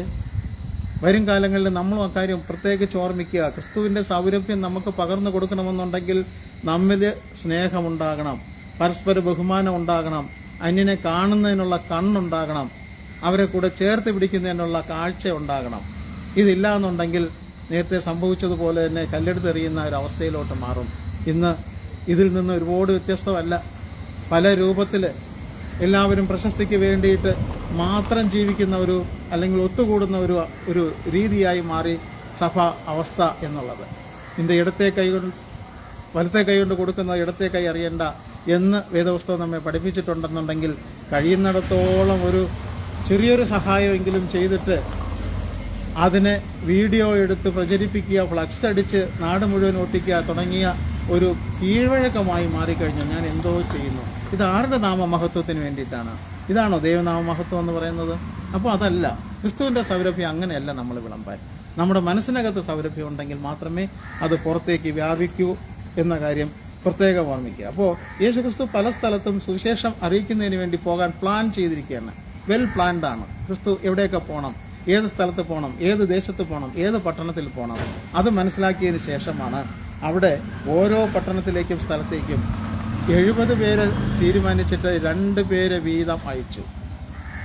അങ്ങനെ പ്രത്യേകിച്ച് എടുത്തു പറയുന്നുണ്ട് വേറെ 70 പേര്. അപ്പം അങ്ങനെയാണെങ്കിൽ ഈ സംഭവം പറയുന്നതിന് മുമ്പും വേറെ 70 പേരെയോ 700 പേരെയോ എത്രയെങ്കിലും പേരെ സുവിശേഷ ഘോഷണത്തിന് വേണ്ടിയിട്ട് ക്രിസ്തു അയച്ചിട്ടുണ്ട് എന്നുള്ളതാണ്. അപ്പോൾ ക്രിസ്തു എന്തുകൊണ്ട് അയച്ചു? ക്രിസ്തുവിൻ്റെ ജീവിതം എന്ന് പറയുന്നത് സ്നേഹത്താൽ മാത്രം ഉൾപ്പെട്ടതാണ്. പൂർണ്ണമായിട്ടും സ്നേഹമസൃണമാണ്. അപ്പോൾ ആ ഒരു സ്നേഹിതൻ മറ്റുള്ളവരുടെ അടുത്ത് ഈ സ്നേഹം പങ്കുവയ്ക്കുന്നതിന് വേണ്ടി ഏത് പട്ടണത്തിൽ പോകുന്നതിനും ക്രിസ്തു എത്തുന്നതിന് മുമ്പായിട്ട് ഒരു ദൂതനെ പോലെ തന്നെ 2 പേര്. അപ്പോൾ 70 പേര് അയച്ചു എന്നുണ്ടെങ്കിൽ 35 സ്ഥലത്ത് പോയി എന്ന കാര്യം പ്രത്യേകം ഓർമ്മിക്കുക. ക്രിസ്തു പോകുന്നത് തൊട്ട് പുറകെയാണ്. അപ്പോൾ ഓരോ പട്ടണത്തിലും പോയി അവിടെ ക്രിസ്തുവിനെ കുറിച്ച് ചെറിയ തോതിലെങ്കിലും പറഞ്ഞു കൊടുത്തതിന് ശേഷമായിരിക്കും ക്രിസ്തു അവിടെ പോകുന്നത്. ഇവിടെ ക്രിസ്തു പൗരോഹിത്യ ശുശ്രൂഷയ്ക്കായിട്ടാണ് ഈ ശിഷ്യന്മാരെ അയച്ചത്. 70 പേരെ. അതിന് മുമ്പ് അയച്ചിട്ടുള്ള എത്രയോ പേരെയും അയച്ചിട്ടുള്ളത് പൗരോഹിത്യ ശുശ്രൂഷയ്ക്ക് വേണ്ടിയിട്ടാണ്. പക്ഷേ അതിനകത്ത് പ്രധാനമായിട്ട് ആദ്യമേ പറഞ്ഞത് കൊയ്ത്ത് വളരെയുണ്ട്, വേലക്കാരോ ചുരുക്കം.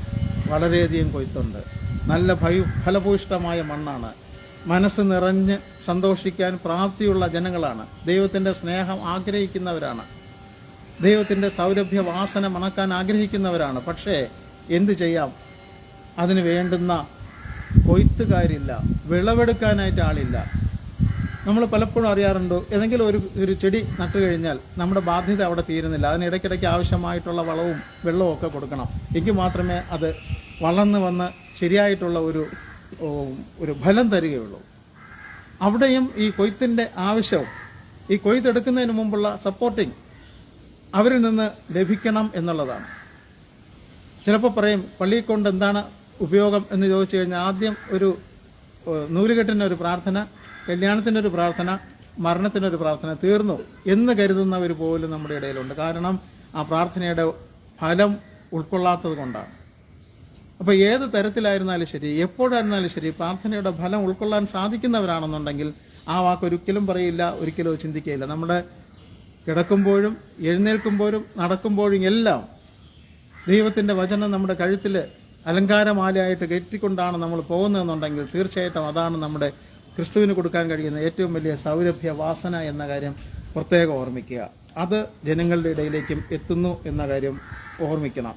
ചെന്നായ്ക്കളുടെ ഇടയിൽ കുഞ്ഞാടുകളെ പോലെ രണ്ടും വിഭിന്നമായ രണ്ട് ജീവികളാണ്. ചെന്നായ് മാംസഭുക്കാണ്, ആട് സസ്യഭുക്കാണ്.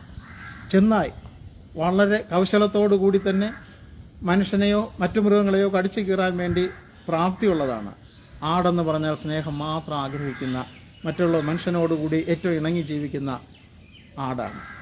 അപ്പോൾ അത്തരത്തിൽ ആർക്കും ഉപദ്രവം ചെയ്യാത്ത ഒരു ആട്ടിൻകുട്ടിയായിട്ട് ക്രിസ്തു ഇവിടെ വന്നു. അതേ ക്രിസ്തുവിൻ്റെ പ്രതിപുരുഷന്മാരായിട്ട് ചെന്നായ്ക്കളുടെ ഇടയിൽ കുഞ്ഞാടുകളെ പോലെ നിങ്ങളെ അയക്കുന്നു, എന്നെപ്പോലെ തന്നെയാണ് നിങ്ങളെ അയക്കുന്നത് എന്നാണ് ക്രിസ്തു അപ്പോൾ പറഞ്ഞിരിക്കുന്നത്. അത് പ്രത്യേകം ഓർമ്മിക്കുക. അപ്പോൾ ക്രിസ്തുവിൻ്റെ സൗരഭ്യവാസന പകർത്തുന്നതിന് നമുക്ക് മാത്രമേ സാധിക്കൂ, നമ്മിൽ കൂടെ മാത്രമേ സാധിക്കൂ. അപ്പോൾ അതിന് വേണ്ടുന്ന എല്ലാ ചിന്തകളും നമ്മുടെ മനസ്സിനകത്ത് ഉണ്ടായിരിക്കണം എന്ന കാര്യം പ്രത്യേകം ഓർമ്മിക്കുക. ഇതിനകത്ത് ചില കണ്ടീഷൻസ് ഉണ്ട്. ഒന്ന്, വേലക്കാരായിട്ട് പോകുന്ന സമയത്ത് ചുരുക്കം പേരാണ് സഞ്ചിയും പൊക്കണോ എടുത്ത് ചെരുപ്പൊക്കെ എടുത്തുകൊണ്ട് ഒരു ആഡംബര യാത്ര പോകുന്ന മട്ടിൽ നിങ്ങൾ പോകരുത് എന്ന് പ്രത്യേകം പറയുന്നു. അവിടെ നിന്ന് കിട്ടുന്ന കാണിക്കയും അവിടെ നിന്ന് കിട്ടുന്ന പൈസയും ധനവും മറ്റ് വസ്തുക്കളും എല്ലാം നിങ്ങളുടെ സഞ്ചിയിൽ കൊണ്ടുവന്ന് നിങ്ങളുടെ കുടുംബം പുലർത്താൻ വേണ്ടിയിട്ട് നിങ്ങൾ സഞ്ചരിക്കരുത്, നിങ്ങൾ പോകരുത് എന്ന് തന്നെയാണ് പറയുന്നത്. രണ്ടാമത്, വഴിയിൽ വെച്ച് ആരെയും വന്ദനം ചെയ്ത്, കാരണം ക്രിസ്തുവിൻ്റെ സ്നേഹം നിങ്ങളുടെ ഉള്ളിനകത്ത് നിങ്ങളുടെ മനസ്സിനകത്ത് ഇരിക്കവേ മറ്റുള്ളവരോട് കുശലം പറഞ്ഞ് ആ സ്നേഹവും ആ അനുഗ്രഹവും നഷ്ടപ്പെടുന്ന രീതിയിൽ നിങ്ങൾ സമൂഹത്തിൽ സംസാരിക്കരുത്, സമൂഹത്തിൽ ഇടപെടരുത്. ആ അവസ്ഥയിലായിരിക്കണം നിങ്ങൾ ഈ പറഞ്ഞ ഉദ്ദേശത്തിലോട്ട് പോകാനുള്ളതെന്ന് പ്രത്യേകം ഓർമ്മിപ്പിക്കുന്നു. നിങ്ങളൊരു വീട്ടിൽ ചെല്ലുമ്പോൾ ആ വീട്ടിൽ ക്രിസ്തുവിൻ്റെ സമാധാനം ആശംസിക്കുക. പ്രത്യേകം പറയുക, നിങ്ങൾക്ക് സമാധാനം ഉണ്ടാകട്ടെ, ക്രിസ്തുവിൻ്റെ സമാധാനം, ക്രിസ്തു തന്ന സമാധാനം. അവിടെ ഒരു സമാധാനപ്രിയനുണ്ട് എങ്കിൽ ആ സമാധാനം അവിടെ പ്രയോജനപ്പെടും. അവിടെ ഒരു സമാധാനപ്രിയനുണ്ട് എങ്കിൽ, ഒരു പക്ഷേ അവിടെ ഒരു സമാധാനപ്രിയൻ ഇല്ല എന്ന് വിചാരിക്കുക. ആ നിങ്ങളുടെ യേശുവിൻ്റെ കാര്യങ്ങളൊന്നും ഇവിടെ പറയണ്ട, നിങ്ങൾ പൊയ്ക്കോളി, നമുക്ക് സമയമില്ല കേൾക്കാൻ എന്ന് പറയുന്ന ഒരു സാഹചര്യമാണ് എന്നുണ്ടെങ്കിൽ നിങ്ങൾ വേറെ ഒന്നും ചെയ്യേണ്ട, നിങ്ങൾ പൊയ്ക്കൊള്ളുക. ഒരു പക്ഷേ നിങ്ങൾ കൈക്കൊള്ളുന്നവർ അവിടെ ഉണ്ട് എങ്കിൽ അവർ തരുന്നത് എന്താണെന്ന് വെച്ചാൽ ഭക്ഷിക്കുക. കാരണം ഇന്ന് കാണുന്ന തരത്തിലുള്ള സുവിശേഷ രീതി ആയിരുന്നില്ല വേദപുസ്തകം എഴുതുന്ന സമയത്തുണ്ടായിരുന്നത് കൂടെ പ്രത്യേകം ഓർമ്മിക്കുക. ഇന്ന് ഉൾപ്രദേശങ്ങളിൽ ഇത്തരത്തിലുള്ള സുവിശേഷ പ്രവർത്തനം ഉണ്ടായിരിക്കും. നമുക്ക് നേരത്തെ അറിയാം, ചില ഉപദേശിമാരല്ലെങ്കിൽ സുവിശേഷകരൊക്കെ വന്ന് പല വീടുകളിലും പ്രാർത്ഥിച്ച് മക്കൾക്ക് വേണ്ടി, കൊച്ചുമക്കൾക്ക് വേണ്ടി എല്ലാം പ്രാർത്ഥിച്ചു പോയിരുന്ന ഒരു കാലഘട്ടം ഉണ്ടായിരുന്നു. ഇന്ന് അതല്ല സ്ഥിതി. നിങ്ങൾക്ക് തന്നെ അറിയാം, നിങ്ങൾ തന്നെ ഓർമ്മിച്ചുകൊള്ളുക. അവർക്ക് എന്തെങ്കിലും കൊടുത്തു കഴിഞ്ഞാൽ അവർ വാങ്ങിക്കും, സ്തോത്രം ചെയ്ത് ദൈവനാമത്തിന് പുകഴ്ച നൽകിക്കൊണ്ടായിരിക്കും അവർ ചെയ്യുന്നത്. അവർക്ക് നമ്മൾ എന്തെങ്കിലും കൊടുത്താൽ അത് കഴിക്കും, ഇല്ലെങ്കിലും സന്തോഷത്തോടു കൂടി പൊയ്ക്കൊള്ളും. ഇന്ന് അണ്ടിപ്പരിപ്പും ബദാം പരിപ്പും അല്ലാതെ വേറൊന്നും കഴിക്കില്ല എന്ന് പറയുന്ന സുവിശേഷ ലോകത്തിലാണ് നമ്മൾ ജീവിക്കുന്നത് എന്ന കാര്യം കൂടെ പ്രത്യേകം ഓർമ്മിക്കുക. കാരണം ഏറ്റവും നല്ല തീനിയും കുടിയും നടത്തുന്ന മനുഷ്യൻ, അത്തരത്തിലാണ് ഇന്ന് സുവിശേഷ വേല മുമ്പോട്ട് പോകുന്നത് എന്ന കാര്യം ഓർമ്മിക്കുക. അതുകൊണ്ട് ദാരിദ്ര്യം അനുഭവിക്കുന്ന, ബുദ്ധിമുട്ട് അനുഭവിക്കുന്നവരെ കുറിച്ച് ആർക്കും യാതൊരു ചിന്തയില്ല. പക്ഷേ എല്ലാവരും എല്ലാമൊക്കെ കൊടുക്കുന്നുണ്ടെന്ന് പറയും. എവിടെയെങ്കിലും നിന്നൊക്കെ കിട്ടുന്നതൊക്കെ വാരിയെടുത്ത് കൊടുത്തിട്ട് എല്ലാം ഞാൻ കൊടുക്കുന്നതാണെന്ന് പറയുന്ന ഒരു സംസ്കാരം ഇവിടെ നിലനിൽക്കുന്നു എന്ന കാര്യം പ്രത്യേകം ഓർമ്മിക്കുക. ഇവിടെ വീട്ടിൽ സമാധാനം ആശംസിക്കുന്നു. അവർ നിങ്ങളെ കൈക്കൊള്ളുന്നുവെങ്കിൽ അവർ തരുന്നത് ഭക്ഷിക്കുക. കൈക്കൊള്ളുന്നു എങ്കിൽ. എനിക്ക് ഈ സമയത്ത് ഇത് പറഞ്ഞപ്പോൾ വേദനയോടുകൂടി ഓർമ്മിക്കുന്ന ഒരു സംഭവം. ഒരു പള്ളിയിലെ ഒരു ഉപദേശിയാർ, അദ്ദേഹത്തിനെ ട്രാൻസ്ഫർ ചെയ്യണമെന്നും പറഞ്ഞുകൊണ്ട് ഒരു കൂട്ടം ജനങ്ങൾ അവിടെ ലെറ്ററും എല്ലാം എഴുതി വെച്ചിട്ട് അതിന് ഏറ്റവും നടുനായകത്വം വഹിക്കുന്ന ആൾ അദ്ദേഹത്തിൻ്റെ വീട്ടിൽ ഇറച്ചിയും കൂട്ടി ഊണ് കൊടുത്തു, സദ്യ കൊടുത്തു. ആ ഉപദേശിയാർ എൻ്റെ അടുത്ത് വിഷമത്തോടു കൂടി പറഞ്ഞതാണ്, അതെനിക്ക് വേണ്ടായിരുന്നു, എനിക്കൊരു അടി തന്നിരുന്നെങ്കിലും എനിക്ക് വിഷമമില്ലായിരുന്നു, പക്ഷേ എനിക്ക് ആ ഊണ് തന്നത് എനിക്ക് എൻ്റെ ജീവിതത്തിൽ ഏറ്റവും മറക്കാൻ കഴിയാത്ത ഒരു വേദനയാണ്. കഴിച്ചു പോയി, ഇനി ഒന്നും ചെയ്യാൻ പറ്റില്ല. കാരണം ഒപ്പിട്ട് വെച്ചിട്ടാണ് ഈ ഉപദേശിയാർ ഈ ദൈവനാമ മഹത്വത്തിൻ്റെ പ്രവൃത്തിക്ക് വേണ്ടിയിട്ട് യോജിച്ച ആളല്ല എന്ന് ഒപ്പിട്ട് വെച്ചുകൊണ്ട് ആ പേപ്പറിൻ്റെ അടുത്തിരുന്നുകൊണ്ടാണ് ആഹാരം കൊടുത്തേക്കുന്നത്. അത് കഴിച്ചു പോയി. മനസ്സിന് വിഷമത്തോടു. ലോകത്തിൽ എനിക്ക് മറക്കാൻ കഴിയാത്ത ഒരേ ഒരു സംഭവം. അദ്ദേഹം ഇന്ന് ജീവിച്ചിരിപ്പില്ല, മരിച്ചുപോയി. കൊടുത്തയാളും വാങ്ങിയയാളും കഴിച്ചയാളും എല്ലാവരും മരിച്ചുപോയി എന്ന കാര്യം കൂടി ഞാൻ ഓർമ്മിപ്പിക്കുന്നു. ഏതായിരുന്നാലും നമ്മൾ ചെയ്യുമ്പോൾ സത്യസന്ധമായിട്ട് ഒരു തുള്ളി വെള്ളം കൊടുക്കുകയാണെങ്കിലും അതിനകത്ത് ഒരു കറുപ്പുമില്ലാത്ത രൂപത്തിൽ, ഒരു തെറ്റില്ലാത്ത രൂപത്തിൽ ആത്മാർത്ഥമായിട്ട് അവർക്ക് കൊടുക്കാൻ ഓർമ്മിക്കുക. പ്രത്യേകിച്ച് ദേവദാസന്മാരെ നമ്മൾ സൽക്കരിക്കുമ്പോൾ നമുക്ക് ഉള്ളതായിക്കൊള്ളട്ടെ. നമുക്ക് ഇന്ന രീതിയിലൊന്നും കൊടുക്കാൻ സാധിച്ചില്ലെങ്കിൽ പോലും വിശന്ന് വരുന്ന ദേവദാസന്മാർക്കായിരുന്നാലും ശരി, യാചിച്ചു വരുന്നവർക്കായിരുന്നാലും ഉള്ളത് എന്താണെന്ന് വെച്ചാൽ കൊടുക്കുക. അതിന് നമ്മുടെ മനസ്സെപ്പോഴും തയ്യാറായിരിക്കണമെന്ന കാര്യം പ്രത്യേകം ഓർമ്മിക്കുക. നിങ്ങളൊരു വീട്ടിൽ നേരത്തെ പറഞ്ഞതുപോലെ സമാധാനം ഉൾക്കൊണ്ട് കൊടുത്ത് അവിടെ ഒരാൾ താമസിക്കാൻ വേണ്ടി അനുവാദം തന്നുവെന്നുണ്ടെങ്കിൽ അവിടെ തന്നെ താമസിക്കുക. കാരണം നിങ്ങൾക്ക് അവിടെ ഒരു അഭയമാണ്, അവിടെ ദൈവനാമ മഹത്വത്തിന് വേണ്ടിയിട്ട് പ്രവർത്തിക്കാനുള്ള ഒരു സ്ഥലമാണത് എന്ന കാര്യം പ്രത്യേകം ഓർമ്മിക്കുക. മറ്റുള്ളവരെ ശല്യപ്പെടുത്തിക്കൊണ്ട് അവിടെ താമസിക്കുക എന്നല്ല അതിൻ്റെ പൊരുൾ എന്ന കാര്യം കൂടെ ഓർമ്മിക്കുക. രോഗികളെ സൗഖ്യമാക്കുക എടുത്തു പറയുന്നുണ്ട്. മിക്കവാറും എല്ലാ വീടുകളിലും രോഗികളുണ്ട്. രോഗികളെ സൗഖ്യമാക്കണം. മിക്കവാറുമുള്ള എല്ലാ സാഹചര്യങ്ങളിലും നമുക്കൊരു വിടുതൽ കിട്ടിയാൽ, രോഗമുണ്ടെങ്കിൽ രോഗത്തിനൊരു വിടുതൽ കിട്ടിക്കഴിഞ്ഞാൽ അത് ദൈവനാമത്തിന് മഹത്വം തന്നെയായിരിക്കും. പ്രത്യേകിച്ച് അതൊരു പ്രാർത്ഥനയിലൂടെ ലഭിക്കുന്ന വിടുതലാണെന്നുണ്ടെങ്കിൽ, രോഗസൗഖ്യമാണെന്നുണ്ടെങ്കിൽ നിങ്ങളുടെ ജീവിതത്തിൽ ഒരിക്കലും അത് മറന്നു പോകില്ല. പക്ഷേ നന്ദിയുള്ളവരായിരിപ്പിൻ എന്ന കാര്യം പ്രത്യേകം ഓർമ്മിക്കുക. പലപ്പോഴും അപ്പോൾ കിട്ടുന്ന ആ സൗഖ്യം വാങ്ങിച്ചിട്ട് പിന്നെ നന്ദിയെക്കുറിച്ചൊന്നും ഓർമ്മിക്കാതെ അതും കളഞ്ഞിട്ട് ഇതെല്ലാം എനിക്ക് ലഭിച്ചതാണ്, എൻ്റെ ആരോഗ്യം കൊണ്ട് ലഭിച്ചതാണ്, എൻ്റെ പണം കൊണ്ട് ലഭിച്ചതാണ്, ഞാൻ മരുന്ന് വാങ്ങിച്ച് കഴിച്ചുകൊണ്ട് ലഭിച്ചതാണ്, എനിക്ക് നല്ലൊരു ഡോക്ടറെ കണ്ടെത്താൻ കഴിഞ്ഞതുകൊണ്ട് ലഭിച്ചതാണ്. പക്ഷേ എന്ത് കണ്ടെത്തി കഴിഞ്ഞാലും ദൈവത്തിൻ്റെ സ്നേഹവും കരുതലും ഇല്ല എന്നുണ്ടെങ്കിൽ നാം ഏതുമില്ല എന്ന കാര്യം പ്രത്യേകം ഓർമ്മിക്കുക. ഇതിന് പുറമെ പറയുന്നത്, നിങ്ങൾ കഴിച്ചു കിടന്നുറങ്ങി ആ വീട്ടിലെ ദൈവനാമം പറയണം, പഠിപ്പിക്കണം. ദൈവരാജ്യം സമീപിച്ചിരിക്കുന്നു എന്ന് പറയും. അത് പ്രത്യേകമായ ഏറ്റവും പ്രധാനപ്പെട്ട ഒരു വസ്തുതയാണ്. ദൈവരാജ്യം സമീപിച്ചിരിക്കുന്നു. എപ്പോഴാണ് നമുക്കറിയില്ല, പക്ഷേ ഏറ്റവും അടുത്തെത്തിയിരിക്കുന്ന ദൈവരാജ്യം. അതുകൊണ്ട് നിങ്ങൾ എന്ത് ചെയ്യണം? മാനസാന്തരപ്പെട്ട് ദൈവത്തിൽ വിശ്വസിക്കുക. നമ്മൾ ഏത് തരത്തിലുള്ളതായിരുന്നാലും ശരി, എല്ലാവർക്കും ദൈവത്തിലേക്ക് എത്തുന്നതിനുള്ള സ്വാതന്ത്ര്യവും അവകാശവും അനുവാദവും തന്നിരിക്കുന്നു. ഇത് മാത്രമേ ഉള്ളൂ. ദൈവരാജ്യം സമീപിച്ച് വന്നിരിക്കുന്നു എന്ന് പറയുന്നത് കേട്ട് മനസ്സിലാക്കി ആ ദൈവരാജ്യത്തെ കടന്നു പോകുന്നതിന് വേണ്ടുന്ന വഴി എന്താണ് എന്ന് നമ്മൾ അറിഞ്ഞിരിക്കുക. ലൂക്കോസ് എഴുതിയ സുവിശേഷം 10-ാം അധ്യായത്തിൻ്റെ 11 പറയുന്നത്, ഒരു പക്ഷേ പട്ടണത്തിൽ സുവിശേഷം ഉൾക്കൊള്ളുന്നില്ല എങ്കിൽ നിങ്ങൾ പട്ടണത്തിൽ നിന്ന് പുറത്ത് കടക്കുന്നതിന് മുമ്പ് നിങ്ങളുടെ കാലിലുള്ള പൊടി തട്ടിക്കുടഞ്ഞ് കളഞ്ഞിട്ട് പറയുക, നിങ്ങളുടെ നാട്ടിൽ നിന്ന് ഞാൻ ഒന്നും കൊണ്ട് പോകുന്നില്ല. നിങ്ങളുടെ ഈ നാട്ടിൽ വന്നപ്പോൾ എൻ്റെ കാലിൽ പൊടി പറ്റിപ്പിടിച്ചുവെങ്കിൽ അതുപോലും ഞാനിവിടെ കളഞ്ഞിട്ട് പോവുകയാണ്. അതായത് മറ്റാർക്കും ഒരു ബാധ്യതയാകുക അല്ലെങ്കിൽ നമ്മൾ ബാധ്യതപ്പെടുത്തുകയോ ചെയ്യാതെ തന്നെ നമ്മൾ ഒഴിഞ്ഞു മാറിക്കൊടുക്കുക എന്നാണ് ദൈവനാമം പറയുന്നത്. അപ്പോൾ ദൈവത്തിൻ്റെ പൗരോഹിത്യ ശുശ്രൂഷയിൽ ക്രിസ്തുവിൻ്റെ സ്നേഹം, ക്രിസ്തുവിൻ്റെ മാഹാത്മ്യം ഒരു സൗരഭ്യവാസനയായിട്ട് പടരണം എന്നുണ്ടെങ്കിൽ ക്രിസ്തു പറഞ്ഞിട്ടുള്ള കുറച്ച് കാര്യങ്ങളായിരുന്നാലും ഉൾക്കൊള്ളാൻ നമ്മൾ എപ്പോഴും ബാധ്യസ്ഥരാണ് എന്ന കാര്യം പ്രത്യേകം ഓർമ്മിക്കുക. യോഹന്നാൻ എഴുതിയ സുവിശേഷം 16-ാം അധ്യായത്തിൻ്റെ 2-ാം വാക്യത്തിൽ പറയുന്നത്, ചിലപ്പോൾ അവർ നിങ്ങളെ പള്ളി ഭ്രഷ്ടർ ആക്കും. യേശുക്രിസ്തു പറഞ്ഞതാണ്, ചിലപ്പോൾ നിങ്ങളെ പള്ളി ഭ്രഷ്ടരാക്കും. പള്ളിയിൽ നിന്ന് അടിച്ചു പുറത്താക്കും. നിങ്ങളുടെ വോട്ടവകാശം തട്ടിക്കളയാം, നിങ്ങളുടെ മെമ്പർഷിപ്പ് കട്ട് ചെയ്ത് കളയാം, നിങ്ങൾക്ക് ഈ സഭയിൽ ഇനി സ്ഥാനമില്ല എന്ന് പറയാം, നിങ്ങളുടെ പള്ളി ഇടിച്ചു കളയാം. ഇതൊക്കെ സംഭവിച്ചുവെന്ന് ക്രിസ്തു നമ്മോട് നേരത്തെ തന്നെ പറഞ്ഞിട്ടുള്ളതാണ്. ഇതാണ് ഇന്നിവിടെ സംഭവിച്ചുകൊണ്ടിരിക്കുന്നത്. നമ്മളിന്ന് ഇവിടെ നിന്ന് ദൈവനാമത്തിൽ പ്രാർത്ഥിക്കുന്നു എന്നുണ്ടെങ്കിൽ നമുക്ക് പള്ളി ഇല്ലാത്തത് കൊണ്ടാണ്. നമ്മളൊരു സഭയിൽ പൊയ്ക്കൊണ്ടിരുന്നു, അവിടെ ആരാധിച്ചു, ഒരു ദിവസം നോക്കുമ്പോൾ അവിടെ JCB വെച്ച് ഇടിച്ച പള്ളി ഇല്ലാതാക്കി കഴിഞ്ഞു. വീണ്ടും 2 വർഷത്തിന് ശേഷം തൽക്കാലത്തേക്ക് ഒരു പള്ളി തന്നു, നിങ്ങളിവിടെ പ്രാർത്ഥിച്ചോളുക എന്ന്. 1 വർഷം കഴിഞ്ഞപ്പോഴത്തേക്കും അധികാരികൾ വേറെ വന്നിട്ട് പറയാണ്, നിങ്ങൾക്ക് തുറന്നു തരാൻ പറ്റില്ല, നിങ്ങൾ എവിടെയോ പൊയ്ക്കോളി. അപ്പോൾ എന്ത് ന്യായമാണ് ക്രിസ്തുവിൻ്റെ നാമത്തിൽ നമുക്ക് ഉൾക്കൊള്ളാൻ കഴിയുക? നമ്മളിന്ന് ഇവിടെ തെരുവിൽ നിന്ന് പ്രാർത്ഥിക്കുന്നു. ദൈവം തന്ന വെളിച്ചവും കാറ്റും അനുഭവിച്ചുകൊണ്ട് തന്നെയാണ് പ്രാർത്ഥിക്കുന്നത്. നമുക്ക് ഫാനില്ല, നിർബന്ധമില്ല, പക്ഷേ നമുക്കൊരു അവകാശമുണ്ട്. അബ്ബാ പിതാവേ എന്ന് വിളിക്കുന്നതിന് വേണ്ടി ഒരു ദേവാലയത്തിൽ കടന്നിരുന്ന് പ്രാർത്ഥിക്കാനുള്ള ഒരു അവകാശം നമുക്കുണ്ട്. അതുപോലെ ഇവിടെ നിഷേധിക്കപ്പെട്ട് നമ്മളിവിടെ തെരുവിലായിരിക്കുന്നു എന്ന കാര്യം പ്രത്യേകം ഓർമ്മിക്കുക. അപ്പോൾ ദൈവത്തിൻ്റെ സ്നേഹം നമ്മൾ അനുഭവിക്കുന്നത് ഏതിൽ കൂടെ? ഇപ്പോൾ നമ്മൾ ദൈവത്തിൻ്റെ സ്നേഹം അനുഭവിക്കുന്നുണ്ട്, ദൈവത്തിൻ്റെ നന്മകൾ അനുഭവിക്കുന്നുണ്ട്, ദൈവത്തിൻ്റെ കൃപകൾ അനുഭവിക്കുന്നുണ്ട്.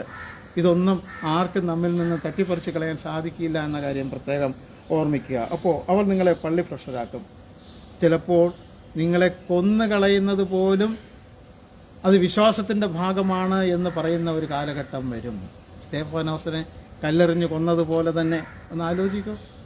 വരും കാലങ്ങളിൽ ഇതൊന്നും സംഭവിക്കില്ല എന്നൊന്നും പറയാൻ ഒക്കില്ല. കള്ളക്കേസുകളിൽ പെടുത്ത് കോടതികളിലും പോലീസ് സ്റ്റേഷനിലും അതിൻ്റെ വ്യവഹാരത്തിന് നമ്മുടെ ജീവിതം മുഴുവൻ നശിപ്പിക്കുന്ന തരത്തിൽ വേണമെങ്കിലും അധികാരികൾക്ക് ആക്കാൻ സാധിക്കും, ഇല്ലയെന്ന് പറയുന്നില്ല. ഇത് നിങ്ങൾ പ്രതീക്ഷിച്ചു കൊള്ളണം. അത് പ്രതീക്ഷിച്ചുകൊണ്ട് മാത്രമേ ദൈവനാമ മഹത്വത്തിന് വേണ്ടിയിട്ട് നിങ്ങൾ ഇറങ്ങി പുറപ്പെടാവൂ. ചെന്നായ്ക്കളുടെ ഇടയിലേക്കാണ് നിങ്ങളെ വിട്ടേക്കുന്നത്. നിങ്ങൾ ആട്ടിൻകുട്ടിയാണെന്നുള്ള കാര്യം പ്രത്യേകം ഓർമ്മിക്കുക. നിങ്ങളൊരു കുഞ്ഞാടാണ്, നിങ്ങൾ കുഞ്ഞാടാണ്. നിങ്ങൾക്ക് സുരക്ഷിതത്വം വേണം, പക്ഷേ നിങ്ങൾ പോകുന്നത്, നിങ്ങളെ അയക്കുന്നത് ചെന്നായ്ക്കളുടെ ഇടയിലാണ്. അപ്പോൾ നിങ്ങൾ എന്ത് ചെയ്യണം? ദൈവത്തോട് തന്നെ, എന്നെ അയച്ചവനോടുകൂടി തന്നെ ആ കാര്യങ്ങൾ പറയാൻ നമുക്ക് അവകാശമുണ്ട്. നമ്മെ ആരാണോ ഇവിടെ വിളിച്ച് വേർതിരിച്ചത് ആ മഹത് വ്യക്തിയോട് നമുക്ക് നമ്മുടെ വിഷമങ്ങളെ പറയാം. അത് പലതവണ പറയുമ്പോൾ തീർച്ചയായിട്ടും ആ ദൈവം നമുക്ക് വേണ്ടി വാതിൽ തുറന്നു തരും എന്ന കാര്യം പ്രത്യേകം ഓർമ്മിക്കുക. ലോകത്തിൽ നിങ്ങൾക്ക് കഷ്ടമുണ്ട്, എങ്കിലും ധൈര്യപ്പെടുവിൻ, ഞാൻ ലോകത്തെ ജയിച്ചിരിക്കുന്നു. ലോകത്തിൽ നിങ്ങൾക്ക് കഷ്ടമുണ്ട്. യേശുക്രിസ്തു നമ്മോട് വ്യക്തമായിട്ട് പറഞ്ഞാണ്, ഒരു തരത്തിലുള്ള കഷ്ടമല്ല, പലതരത്തിലുള്ള കഷ്ടമുണ്ട്. രോഗത്താലുള്ള കഷ്ടം, സാമ്പത്തികമായിട്ട് അനുഭവപ്പെടുന്ന കഷ്ടം, ബന്ധുക്കളിൽ നിന്ന് അനുഭവിക്കുന്ന ചിലപ്പം ചില ദോഷങ്ങൾ, അത് മുഖാന്തരമുള്ള കഷ്ടം, മക്കളിൽ നിന്ന് അനുഭവിക്കുന്നത്, മരണത്താലുണ്ടാകുന്ന കഷ്ടം തുടങ്ങി ലോകത്തിൽ നമ്മളൊരാൾ ജനിച്ചു കഴിഞ്ഞാൽ പലതരത്തിലുള്ള കഷ്ടങ്ങൾ നമ്മൾ അനുഭവിക്കണം. ആ കഷ്ടതയിലും പാടുവാൻ നമുക്ക് കഴിയണം എന്നാണ് ക്രിസ്തു നമ്മെ പഠിപ്പിക്കുന്നത്. ആ കഷ്ടതയിൽ, ആ കഷ്ടത നമ്മുടെ അവകാശം, ദൈവത്തിൻ്റെ സ്നേഹം നമ്മുടെ അവകാശം, ദൈവത്തിൻ്റെ സൗരഭ്യവാസന നമ്മുടെ അവകാശം. ഇവിടെ മത്തായി എഴുതിയ സുവിശേഷം 20-ാം അധ്യായത്തിൽ മുന്തിരിത്തോട്ടത്തിൽ വേലക്കാരെ ആക്കുന്ന ഒരു ഉപമ പറയുന്നുണ്ട്. നമ്മുടെ ഈ പറഞ്ഞ ലോകത്തിൽ സുവിശേഷീകരിക്കണത്തിന് വേണ്ടുന്ന ആ ഒരു ബന്ധമായിട്ട് നമുക്ക് ചിന്തിക്കുകയാണെന്നുണ്ടെങ്കിൽ, പുലർച്ചെ പോയിട്ടാണ് ഈ മുന്തിരിത്തോട്ടത്തിൻ്റെ ഉടമ ജോലിക്കാരെ അന്വേഷിക്കാൻ പോകുന്നത്. വളരെ നേരത്തെ, അതിരാവിലെ, പുലർച്ചെ, ഒരു പക്ഷേ നമ്മുടെ ഭാഷയിൽ, സംസാര ഭാഷയിൽ പരമ്പരാ വിളിക്കുന്ന ആ ഒരു സമയത്ത്, സൂര്യൻ ഉദിച്ചില്ല എന്ന ചെറിയ വെളിച്ചം വന്നിട്ടുണ്ട്. ആ സമയത്താണ് ജോലിക്കാരെ അന്വേഷിച്ച് പോകുന്നത്. പല സ്ഥലത്തും പോയി. അപ്പോൾ നിങ്ങളെല്ലാവരും എൻ്റെ പണി സ്ഥലം അറിയാമല്ലോ, അവിടെ വന്ന് ജോലി ചെയ്തോളി പറഞ്ഞു. ഇതെല്ലാം കഴിഞ്ഞതിന് ശേഷം, അത് 1-ാം മണിക്ക് മുമ്പാണ് പോയതെന്ന കാര്യം പ്രത്യേകം ഓർമ്മിക്കുക. അവിടെ പോയി ജോലിക്കാരെ പല ജോലികൾ ഏൽപ്പിച്ചു.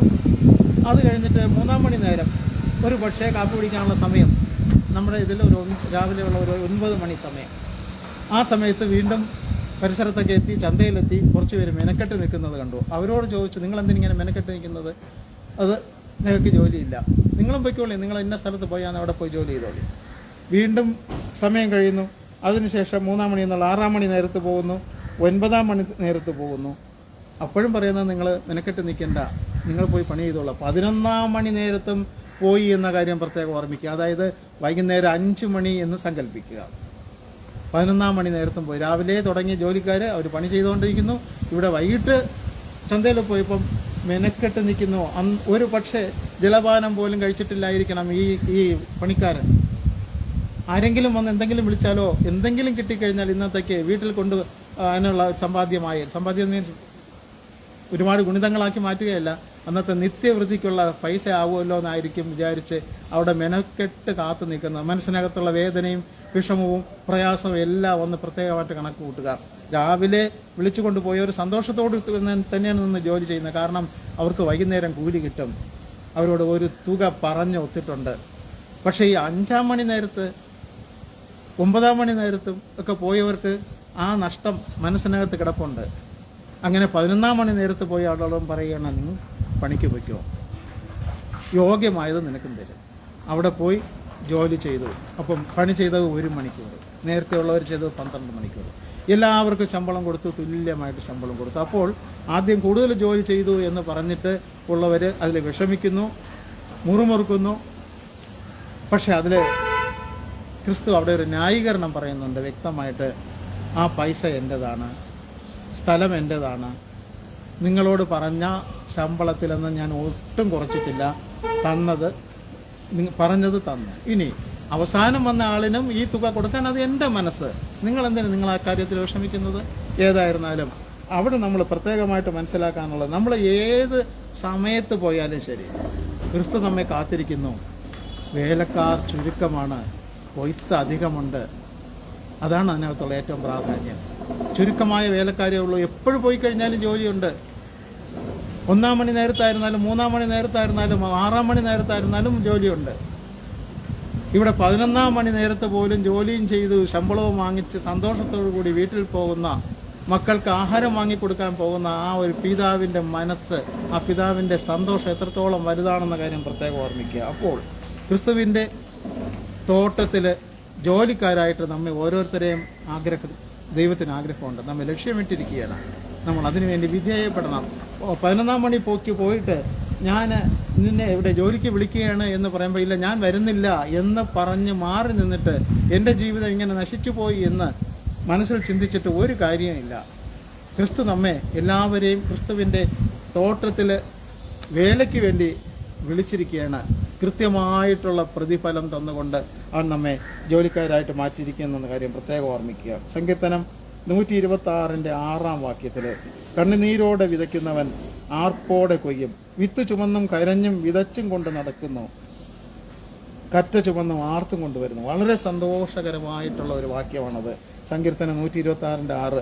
കണ്ണുനീരോടെ വിതയ്ക്കുന്നത്. നമ്മൾ എപ്പോഴും വിതയ്ക്കാൻ വേണ്ടി പുറപ്പെട്ടപ്പോഴേക്കും നമ്മൾ മുള്ള് കണ്ടു കാണും, പാറ കണ്ടു കാണും, നല്ല മണ്ണ് കണ്ടു കാണും. പക്ഷേ എല്ലാം നല്ല മണ്ണാക്കിയിട്ട് നമുക്ക് വിതയ്ക്കാൻ ചിലപ്പോൾ സാധിച്ചെന്നിരിക്കില്ല. നമ്മളൊരു വിതയ്ക്കാരനാണ്, നമ്മെ വിതയ്ക്കാൻ ഏൽപ്പിച്ചിരിക്കുന്നു, നമ്മുടെ കയ്യിൽ വിത്ത് തന്നിരിക്കുന്നു, നമ്മൾ കൃത്യമായിട്ട് അതിനെ വിതയ്ക്കുക. പക്ഷേ അതിൽ ചിലത് നഷ്ടപ്പെട്ടു പോയെന്നിരിക്കും. എന്തായിരുന്നാലും ആ നഷ്ടപ്പെടാതെ പോയത്, കാക്ക കൊണ്ടുപോകാത്തത്, മനുഷ്യൻ ചവിട്ടിക്കളയാത്തത്, മുള്ള് ഞെരുക്കിക്കളയാത്തത്, ഇതിൽ നിന്നെല്ലാം വ്യത്യസ്തമായിട്ട് നല്ല മണ്ണിൽ വീണ്, വളക്കൂറുള്ള മണ്ണിൽ വീണ്, വെള്ളം ലഭിച്ച് നന്നായിട്ട് വളർന്നു വന്നത്, നന്നായിട്ട് കായ്ച്ചു. ആ കായ്കളെല്ലാം പറിക്കുന്നതിന് വേണ്ടിയിട്ട് ഇപ്പോൾ കരഞ്ഞ് വിലപിച്ചവര് കറ്റ ചുമന്ന് ആർത്തും കൊണ്ടുവരുന്നു. അവർ കൊയ്തെടുത്തു, ഫലം ലഭിച്ചു. അവർ ഓരോന്നിൻ്റെയും ആ ഫലം കണ്ട് സന്തോഷിച്ചപ്പോൾ ഇപ്പോൾ നേരത്തെ അന്ന് കണ്ട ദുഃഖമല്ല, ഇപ്പോൾ വലിയൊരു സന്തോഷമായിട്ട് മാറിയിരിക്കുകയാണ്. അന്ന് കരഞ്ഞുകൊണ്ട് വിത്ത് വിതച്ചുവെങ്കിൽ ഇന്ന് ആർത്ത് വിളിച്ചുകൊണ്ട്, ആർത്ത് ഉല്ലസിച്ചുകൊണ്ട് അതിൻ്റെ ഫലം ലഭിക്കുകയാണ്. നമ്മുടെ മനസ്സിനകത്തും ഒരുപാട് ദുഃഖമുണ്ട്, ഒരുപാട് വിഷമമുണ്ട്, ഒരുപാട് പ്രയാസമുണ്ട്. നമ്മളിവിടെ വിത്ത് വിതയ്ക്കുമ്പോൾ അതിനകത്ത് ദുഃഖമുണ്ട് എന്ന കാര്യം പ്രത്യേകം ഓർമ്മിക്കുക. പക്ഷേ നാളെ ഒരു ദിവസം ഇതിൻ്റെ ഫലം ലഭിക്കുമ്പോൾ നമുക്ക് തീർച്ചയായിട്ടും സന്തോഷത്തോടുകൂടി ദൈവത്തെ സ്വാഗതം ചെയ്തുകൊണ്ട്, ദൈവം മുമ്പാകെ ആർത്ത് വിളിച്ചുകൊണ്ട്, കല്ലുകൾ ആർത്ത് വിളിക്കുമെന്ന് പറഞ്ഞതുപോലെ ആർത്ത് വിളിച്ചുകൊണ്ട് തന്നെ ദൈവത്തെ നമുക്ക് എതിരേൽക്കാൻ സാധിക്കും എന്ന കാര്യം പ്രത്യേകം ഓർമ്മിക്കുക. പക്ഷേ ഇതിലെല്ലാത്തിലും ഒരു കാര്യം പ്രത്യേകം, എല്ലാത്തിലും നമ്മുടെ ജീവിതത്തിലായിരുന്നാലും ശരി, പഠനത്തിലായിരുന്നാലും ശരി, ഏതിൽ നമ്മൾ ചിന്തിച്ചാലും ഒരു ത്യാഗം ഉണ്ട് എന്ന കാര്യം പ്രത്യേകം ഓർമ്മിക്കുക. ഒന്നും എളുപ്പത്തിൽ കിട്ടില്ല. കയ്യിലൊരു വിത്തിരുന്നത് കൊണ്ട് ഇട്ടിട്ട് പിറ്റേ ദിവസം അത് വേര് പൊടിച്ച് അതിൽ നിന്ന് ഫലം ലഭിച്ചുവെന്ന് അല്ലെങ്കിൽ ലഭിക്കുമെന്നോ ചിന്തിക്കുകയാണെങ്കിൽ നമ്മൾ മൂഢസ്വർഗത്തിൽ ജീവിക്കുകയാണ്. അപ്പോൾ അതിനൊരു ത്യാഗമുണ്ട്. നമ്മൾ ഉണർന്നിരിക്കേണ്ടി വരും, കള്ളന്മാർ വന്ന് ഇതിനെ കുത്തിക്കളയാതിരിക്കേണ്ടി വരും, വെള്ളം നനച്ചു കൊടുക്കേണ്ടി വരും, കാക്ക വന്ന് കൊത്തി എടുത്തുകൊണ്ട് പോകാതിരിക്കേണ്ടി വരും. ഇങ്ങനത്തെ ഒരുപാട് സംരക്ഷണ ഇതിന് കൊടുക്കണം. നമ്മുടെ വിശ്വാസം ഒരാളിന് പകർന്നു കൊടുത്താൽ, ദൈവത്തിൻ്റെ സ്നേഹം ഒരാളിന് പകർന്നു കൊടുത്തത് കൊണ്ട് മാത്രം പൂർത്തിയാവുന്നില്ല.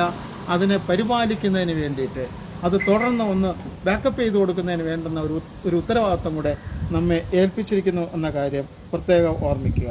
ഒരു അമ്മ ഒരു കുഞ്ഞിനെ ഗർഭത്തിൽ ചുമന്ന് കൊണ്ടുപോകുമ്പോൾ ആ അമ്മ അതിനകത്തൊന്നും ദുഃഖം അനുഭവിക്കുന്നില്ല. ശാരീരികമായിട്ട് വേദനയും പ്രയാസമൊക്കെ ഉണ്ടായിരുന്നാലും മനസ്സുകൊണ്ട് ദുഃഖം അനുഭവിക്കുന്നില്ല, സന്തോഷം അനുഭവിക്കുന്നു. ആ കുഞ്ഞിനെ ലോകത്തിലേക്ക് തന്നതിന് ശേഷം അപ്പോൾ വളരെയധികം വേദനയും വിഷമവും പ്രയാസം ഉണ്ടായെങ്കിൽ പോലും ആ കുഞ്ഞിനെ കാണുമ്പോൾ എല്ലാ വേദനയും ഒരമ്മ മറന്നു കളയുന്നു. അത് പ്രത്യേകം ഓർമ്മിക്കുക. അതാണ് ഈ 126-ാം സങ്കീർത്തനത്തിൽ 6-ാം വാക്യത്തിൽ പറയുന്നത്. അന്ന് വേദനിച്ചു എന്നുണ്ടെങ്കിൽ, വിത്ത് വിതയ്ക്കാൻ വേണ്ടി വേദനിച്ചു എന്നുണ്ടെങ്കിൽ, ഇപ്പോൾ കറ്റ ചുമന്ന് ആർപ്പോടുകൂടി വരുമ്പോൾ ആ ക്രിസ്തു നമുക്ക് തന്നിട്ടുള്ള വലിയ അനുഗ്രഹങ്ങൾ ഉൾക്കൊണ്ട് ക്രിസ്തുവിൻ്റെ മുമ്പാകെ നമ്മൾ എതിരേറ്റ് ചെല്ലുമ്പോൾ ഉണ്ടാകുന്ന സന്തോഷം അത് ആർക്കും ഒരിക്കലും അത് മാറ്റിവെക്കാൻ സാധിക്കില്ല, ചിന്തിക്കാൻ സാധിക്കാത്ത ഒരവസ്ഥയാണ്. ക്രിസ്തുവിൻ്റെ മുമ്പാകെ നമ്മൾ ഏറ്റവും അനുഗ്രഹിക്കപ്പെട്ടവരായിട്ട് മുമ്പിൽ നിൽക്കുമ്പോൾ ദൈവം നമുക്ക് തരുന്ന അനുഗ്രഹങ്ങൾ പ്രാപിക്കുന്നതിന് വേണ്ടി, ആ കറ്റ ചുമക്കുന്നതിന് വേണ്ടിയിട്ട് ഫലമുള്ള കറ്റകൾ, പ്രയോജനമില്ലാത്ത കറ്റകളല്ല, ഫലമുള്ള കറ്റകളായിട്ട് തീരുന്നതിന് വേണ്ടി ക്രിസ്തുവിൻ്റെ പൗരോഹിത്യത്തിൻ്റെ സൗരഭം നമ്മിലൂടെ മറ്റുള്ളവരിലേക്കും പറന്നു പോകുന്നതിന് വേണ്ടി നമുക്ക് പ്രാർത്ഥിക്കാം. ദൈവം നമ്മെ അനുഗ്രഹിക്കുമാറാകട്ടെ. ആമേൻ. നമുക്ക് പ്രാർത്ഥിക്കാം. മഹാകാരുണ്യവനായ പിതാവേ, ദൈവമേടിയങ്ങൾ അങ്ങയുടെ മുമ്പാകെ വന്ന് പ്രാർത്ഥിക്കുന്നതിനും പാട്ടുപാടുന്നതിനും ദൈവവചനം കേൾക്കുന്നതിനും ഒരു അവസരത്തെ കൂടെ തന്ന കൃപയോർത്ത് സ്തുതിക്കുന്നു. അടിയങ്ങളെ ഓരോരുത്തരെയായിട്ട് അനുഗ്രഹിക്കണമേ. ഓരോരുത്തരുടെ ആവശ്യം എന്താണെന്ന് അങ്ങ് അറിയുന്നുവല്ലോ. ഓരോരുത്തരുടെ മനസ്സിനകത്തുള്ള വിഷമതകൾ എന്താണെന്ന് അറിയുന്നുണ്ടല്ലോ. ദൈവമേ, നാളെ ഒരു ദിവസം സന്തോഷത്തോടു കൂടി കറ്റ ചുമന്നുകൊണ്ട് വരുന്ന ഒരു അവസ്ഥയാകുന്നതിന് ദൈവമേ അങ്ങ് അനുഗ്രഹിക്കണമേ എന്ന് പ്രാർത്ഥിക്കുന്നു. കൃപയാൽ നടത്തണമേ. യാതൊരു തരത്തിലുള്ള വീഴ്ചകളും ബലഹീനതകളും അടിയങ്ങളെ യേശാദവണ്ണം കാത്തുകൊള്ളണമേ എന്ന് പ്രാർത്ഥിക്കുന്നു. അടിയങ്ങൾക്ക് ശാരീരികമായ ബുദ്ധിമുട്ടുള്ളവരുണ്ട്, മാനസികമായ സമ്മർദ്ദം അനുഭവിക്കുന്നവരുണ്ട്, സാമ്പത്തികമായ ഞെരുക്കങ്ങളുള്ളവരുണ്ട്. ദൈവമേ, എല്ലാം അങ്ങ് അറിയുന്നുവല്ലോ. ദൈവമേ, അങ്ങ് കൃപ ചെയ്യണമേ. കൃപ ചെയ്ത് ഓരോരുത്തർക്കും വേണ്ടുന്ന അനുഗ്രഹങ്ങൾ അങ്ങ് പകർന്ന് വഴി നടത്തണമേ എന്ന് പ്രാർത്ഥിക്കുന്നു. ദൈവം ഓരോ ദിവസവും അടിയങ്ങളെ അങ്ങ് കൈതാങ്ങി നടത്തണമേ എന്ന് പ്രാർത്ഥിക്കുന്നു. വാഹനത്തിൽ സഞ്ചരിക്കുമ്പോഴും വാഹനം ഓടിക്കുമ്പോഴും എല്ലാം അങ്ങയുടെ കൃപ അധികമായിട്ട് പകർന്നു. യാതൊരുവിധ ആപത്തുകളും ഉണ്ടാകുമ്പോഴും അടിയങ്ങളെ ഭവനത്തിൽ വിശ്രമിക്കാൻ അങ്ങ് കൃപ ചെയ്യണമേ. ദൈവമേ, ഇന്ന് നടക്കുന്ന പട്ടത്വ ശുശ്രൂഷയിലേക്ക് കടന്നു വരുന്ന ദൈവമേ സുവിശേഷകർ അടുത്ത സമയത്ത് പുരോഹിതന്മാരായിട്ട് മാറുമ്പോൾ ആ പുരോഹിതന്മാരിലൂടെ തന്നെ ക്രിസ്തുവിൻ്റെ സ്നേഹവും ക്രിസ്തുവിൻ്റെ സൗരഭ്യവും അടുത്ത വലിയൊരു തലമുറയ്ക്ക് പ്രയോജനപ്പെടുന്നതിന് അങ്ങ് കൃപ ചെയ്യണമേ എന്ന് പ്രാർത്ഥിക്കുന്നു. ദൈവമേ, അങ്ങ് അവരെ അനുഗ്രഹിച്ച് പരിപാലിക്കണമേ എന്ന് പ്രാർത്ഥിക്കുന്നു. അടിയങ്ങളുടെ കുറവുകുറ്റങ്ങൾ ക്ഷമിക്കണമേ. അടിയങ്ങളുടെ എല്ലാ ആവശ്യങ്ങളിലും അങ്ങയുടെ സ്നേഹം കൂടെ ഉണ്ടായിരിക്കണമേ എന്ന് പ്രാർത്ഥിക്കുന്നു. ഈ ആഴ്ചയിൽ അധികം നന്മകളാൽ നിറയ്ക്കുന്ന പരമപിതാവേ, ആമേൻ. ആശീർവാദം. കർത്താവായ യേശുക്രിസ്തുവിൻ്റെ കൃപയും ദൈവത്തിൻ്റെ സ്നേഹവും പരിശുദ്ധാത്മാവിൻ്റെ കൂട്ടായ്മയും നാം എല്ലാവരോടും കൂടെ ഇരിക്കുമാറാകട്ടെ. ആമേൻ. അനുഗ്രഹത്തോടെ ഇപ്പോൾ യഹോവായേ മനസ്സലിയുടയ മഹോന്നത പരമേ വന്ദനം ദിനകാമേ. മനസ്സലിയുടയ മഹോന്നത പരമേ വന്ദനം ദിനകാമേ.